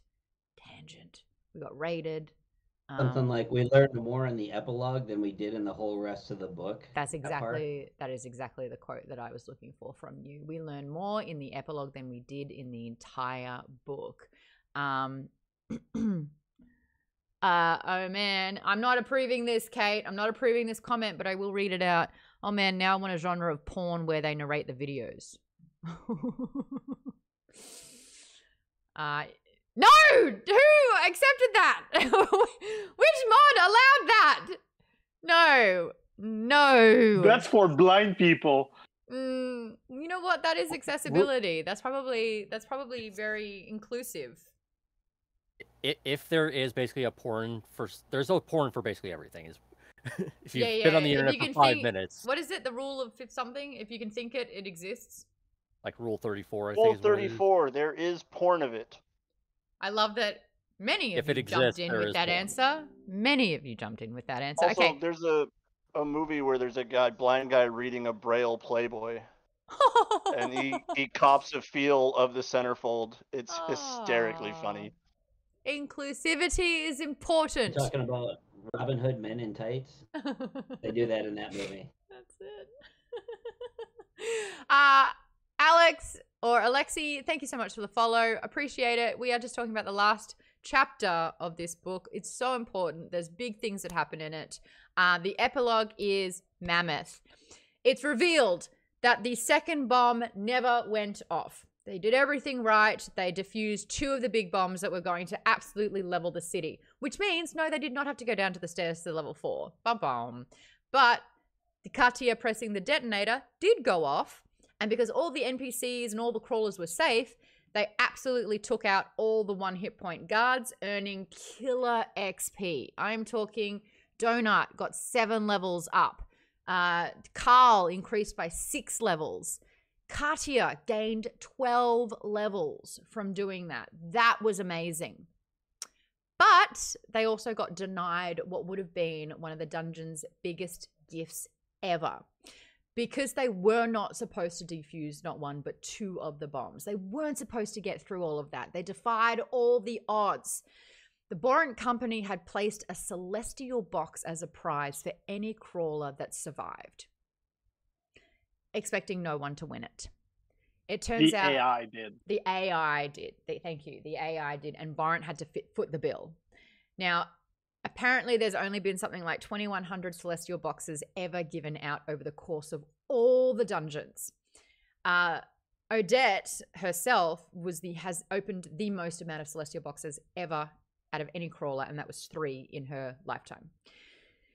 82 boxes, 83 boxes were supposed to be purchased for all of the crawlers. Now, the Celestial box is upgraded twice from a legendary box. We were talking about getting a silver quest box for that. It was a legendary box upgraded twice. For someone to open a Celestial box basically means that whatever items or whatever they are granted from that will render them virtually invincible until the 10th floor. You get a Celestial box, you are set. Donut and Carl discover that they were due one, but the Borant Corporation gets 1 veto per entire dungeon run. And because 82 or however many Celestial boxes, for every Celestial box that is put in the game, if it's not already sponsored, if it's the AI generated one, they have to pay for it. And it staggeringly increases in value every one after that. So you can imagine that by the 82nd Celestial box, we are talking, they are so bankrupt. So they immediately vetoed this decision. As a business sense, this is kind of like an AI loophole that would have cost them everything. I understand the veto for this one. I also understand Carl and Donut's absolute rage in being awarded something that they were rightfully due and not getting it. And because they went into the level earlier, they didn't have access to it. Except one guy who survived the explosion went into a safe house instead. And while he was in the safe house, saw he had a Celestial box and opened it up straight away before the veto was able to happen. No one else got their box. The guy who called them the asshole, too. He was the chat. guy who, in the group chat, said, God damn it, Carl and Donut, you fucking assholes. And Donut blocked him on the chat. So this is a guy who's like a bit of a jerk, who's now pretty much invincible. He opens the box, he puts on a cloak, he immediately starts levitating. He gets wings sprouted out of his back, and his left or right hand glows blue. This thing he's going to be virtually indestructible, and this isn't the guy that you want it. And again, he did sweet fuck all to earn that box. He didn't do anything. In fact, he was rude to Carl and Donut, who saved his ass twice. No, I mean, he was not that big of an asshole. He said Carl, you're an asshole because Carl triggered something that would have killed them, everybody, all those people. So all he did was react pretty much like, if some guy just suddenly so he didn't do anything to earn that thing, but he also didn't do anything to earn being condemned to death either, right? In that moment, when he called, they were all messaging, like 80 other people were pretty angry too, right? They just highlighted the one dude who the first message he got, right? Well, but then you realize in hindsight the game was rigged to like, anybody who basically tried to finish the quest was going to be like put on the spot for blaming it, but it was going to happen regardless if they finished it or not. Like it was on a time limit. The moment the quest starts, you're all going to die. Yeah. In this town. But obviously, yeah, it's a setup. It's a setup, Carl and Donut, because they're the ones. It's also to kind of show who Quan CH is. If his immediate response in a game where everyone's like the system's out to get you, and it happens to them, and he wants to blame them for it, there's not as much hindsight to it. Yeah, I mean, they did they kind of like, the game highlighted them, right? And those were the only people that were screwed. And it seemed like everyone else was also complaining, right? That's why you got 80 messages. Like, imagine if in this Discord chat, all of a sudden it was like, BBW just hit the red button, and anyone who's not like 3 block, who can't run like 400 meters the next 90 seconds is gonna like have their legs fall off, right? Show of hands, who's got no legs? We'd all be like, show of hands, who's got no legs? All right, yep. Yeah, we'd all freak out, I love that Avery was the only one that was like, was comfortable enough to admit it. How far did you say? 450 kilometers in 3 minutes, and one person put their hand up saying they couldn't run that. Oh, we are in a room full of superheroes. That's okay. Sorry. Well, it is level like, literally 3. no Depends on legs. the race you have. I thought you meant like literally no legs. I wouldn't be able to run that. No. No, I'd be dead. Yeah. But would I spend any time making sure that I wrote a message to someone saying you're a fucking asshole? No, I'd be trying to save my life. Let me not like him. I would basically find the refrigerator and try to survive. Oh yeah, the refrigerator effect. If Harrison Ford could do it, everyone else is safe too. 45 square kilometers is an area. The linear distance is not all that far, says KP Dubs. I'm sorry, can you do it in 3 minutes? Can you do it in 3 minutes? No. Yeah. Okay. Kate's... likely no. Oh, hello, Mark Lurk Smart. Happy lurking. Kate says, I will say, I don't know if it was a nod or not, but Quan CH totally made me think of Quan Chi from Mortal Kombat, and that's how I totally picture that guy looking. And like Daniel Bautista, very close to Dave Bautista. But then I went online and I saw that there was a Twitter user who had Daniel Bautista, and he was interacting with Matt. And I'm wondering, because I can't wait to talk to him about it, apparently Matt got help from the original like fans of the book. They're in a Discord community, I believe, where you can help with facets of the upcoming books. And I'm wondering if he's naming things after particular people. If so, book 9, character called Maude. I'm thinking like either an Aasimar angel or a loot goblin, and I will accept nothing else. Bring in elemental. It would be a good Patreon perk. It would be so freaking sick. Bartleby Prime says, I would make it all the way to the scene of my death and subsequent incineration, guaranteed. Terry says, if Ahsoka can run it, then we can all do it. Was that a sting? Was that a barb? Was that if Ahsoka can do it? She's a freaking Jedi. That was more spoilers of Ahsoka episode 1. She had a movie. She had a movie. Now she wants a book character. Mordecai, nice. I already am in the book technically. I like it. Avery says, so we now have what? 4 super powerful crawlers who hate Carl and Donut. Yeah, we certainly Hecla do. wants him dead so she can get Donut. Oh. So she then can have access to Mordecai. That's another thing. Odette is breaking the rules. She is not allowed to have any of these conversations, but she's personally invested. Why? Greed. She gets the best numbers and she paid nothing for it. So she wants to keep her, those two alive and together. I think because of the connection to Mordecai. And that too. I think there might, I mean, I don't have any spoilers, but isn't it heavily suggested that there was some sort of relationship between Mordecai and Odette? Like they were involved or they were like. Odette was Mordecai's guild master. Right, but I think they might have been more than, That is one of the threads that have been dangled. Right. It seems like there's a very, like, she's a special interest way more than just like, oh, I taught him some stuff, right? Mordecai has been withholding across the board. He is a need-to-know only kind of guy at this stage.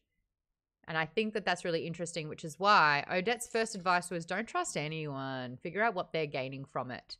And don't trust anybody if you don't know their motivations. That's it. Don't trust anyone if you don't know their motivations. And so when Odette keeps helping Carl's like, what is the catch? And she's like, well done. I'll tell you. I'll be honest about it. Basically, she's saying that she's been watching Hecla as well. Hecla thinks that Carl's a bit deranged. I think she's got an issue with men. Her husband basically left her on level 1 to die. And so that's why she's, Hecla, the daughters. She's daughters, kind of not sisters. wrong, though. Carl is a bit deranged. Yeah, he's still alive, though. And that is why I'm still alive. Especially with the what they show about Carl and Donut in the recap. Like they edit the episode showing how Carl, like how they want to picture him to all the other crawlers. So if the only thing you see is an edited version of your character, that's the impression you get. So yes, Carl looks crazy to everybody else. Yes, because they're going to manipulate his storyline and show him how they want him to be seen. Steph Woodburn, thank you so much for the raid. Oh my gosh, got raided. Kate, can you wait 30 seconds? I'm so sorry. We got raided. Steph Woodburn has jumped on in, raided with a big party. Can we get air horns? Applause? Air horns? Yay! We've got a shout out for Steph happening. They were playing Fortnite. What is that? Is that it? Is that one of the sound effects, or is that someone? Okay, it's a new one. That scared the shit out of me. I was like, who in the chat has an FBI and is getting doxxed right now? Oh my god. It's just someone knocking on a door. Avery said, holy shit. Yeah, she didn't say holy shit. I said that for her. That scared me too. Caprita says, not your door. Post says, Steffling Stampede. We love a Steffling Stampede. Thank you so much, Steph. Hope you've had a really, really amazing evening streaming some Fortnite and that you got some winner chicken dinners happening there. For those who don't know, my name's Maude. I am the Maude from Maude's Book Club. I host a sci-fi fantasy book club. We meet every month talking about a book. This month was a little special. We did 2 books. Books 1 and 2 of the Dungeon Crawler Carl series. If you're a gamer or have played D&D, I think you're going to love this book. It's incredibly fun and funny with a bit of heart, as we've said. We're just rounding out our discussion of the book by kind of talking about the end of book 2. So if you haven't read it, I'm really sorry. We're going into spoiler city. But we're basically talking about the characters in this book. It's going to be way too hard to try and explain it if you haven't read it. So I'm just going to continue spoiling for you. Yay. Kate, I interrupted you. You were talking about Odette. Carl's perception, how he's seeming a bit deranged at this stage. Well, because we were talking earlier about in terms of there's all these different hands going through the dungeon. Like there's the ancillary contractors who write these kind of like epic characters, NPC storylines. There's the Boran Company. There's like the Syndicate. There's the AI. There's everything though. When if you think about it as like a TV show from Earth, everything goes through the hand of a producer. Yes. Producers will change scripts. Producers will evil edit. So they're giving Carl and Donut more of an evil edit. Like they're not showing as much of the compassion that we are seeing through Carl and Donut. They're giving unless them you subscribe and that follow to their feed directly and you're invested in them. But then most you'll get people, the truth. when you think about those kind of survival shows where fans like vote for their favorites, the producers, like, unless you have some sort of reason or there's something about that character or contestant that you like, you usually just take it at face value and you'll tend to follow the ones that get the most screen time, that get the favorable edits. So if someone's getting an evil edit, they don't get a lot of people going to their personal feeds to like check out the real them, right? They're kind of like stuck with the character that they are given by the producer. So even where something is voted by the fans, it is being manipulated by the producers. Yes. So the fact that Donut is a cat and she's the only cat that's like ever been in, they had to, there's never been a cat race. Like she's the only one, did a lot for like them as a character because everyone's like, ooh, look at this. Like obviously on the internet, people love cat videos. Yeah. But then the producers have to deal with this isn't the character they want to win. Yeah. So now they have to kind of work against the fan thing, and showing Carl being unhinged is exactly a great how way to do it. And it's like turning Hecla against him. Yes. Well, this is a guy who specializes in blowing shit up. He has numerous bombs.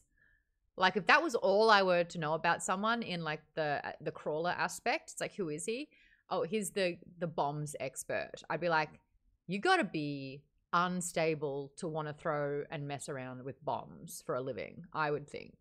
What bombs just causes mass destruction.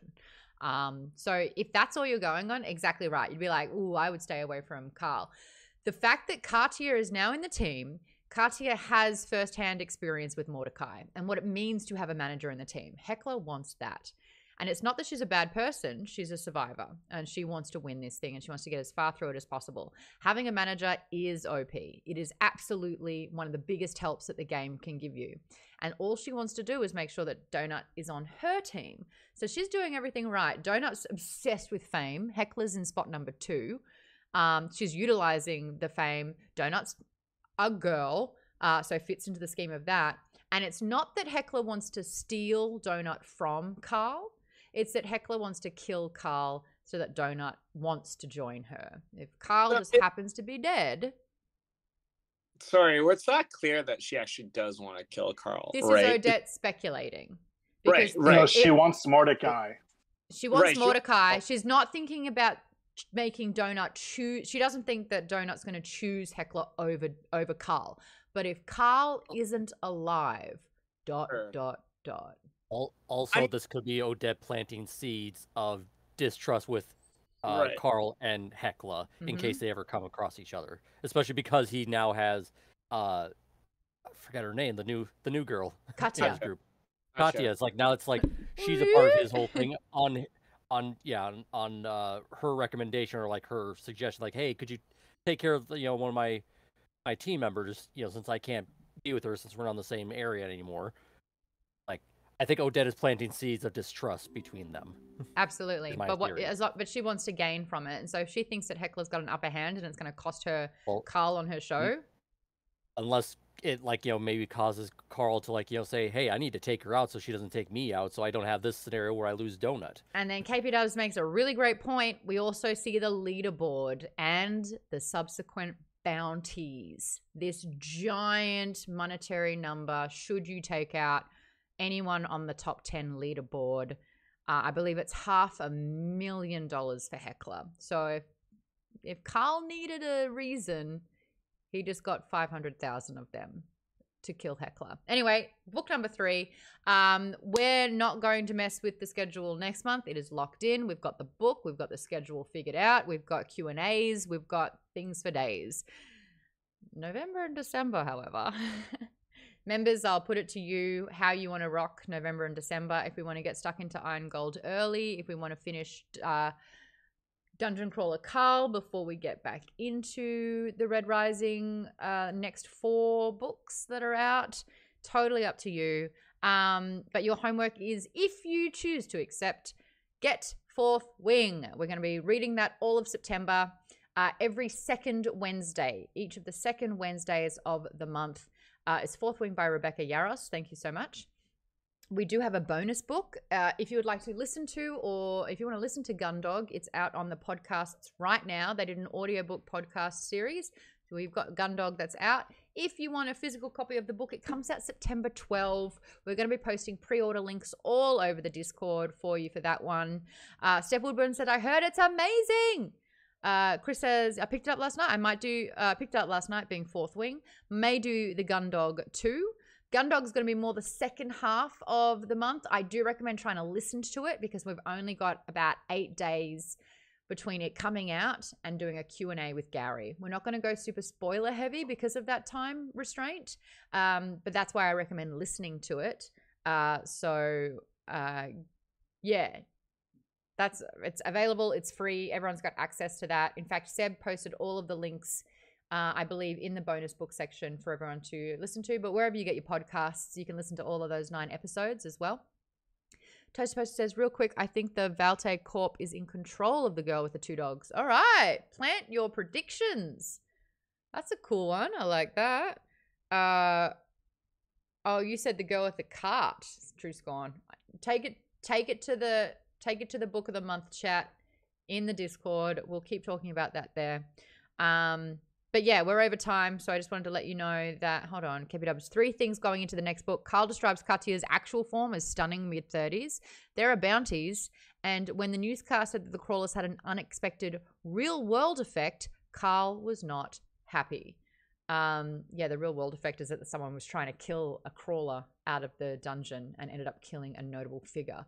Shit is going down. The book series will continue.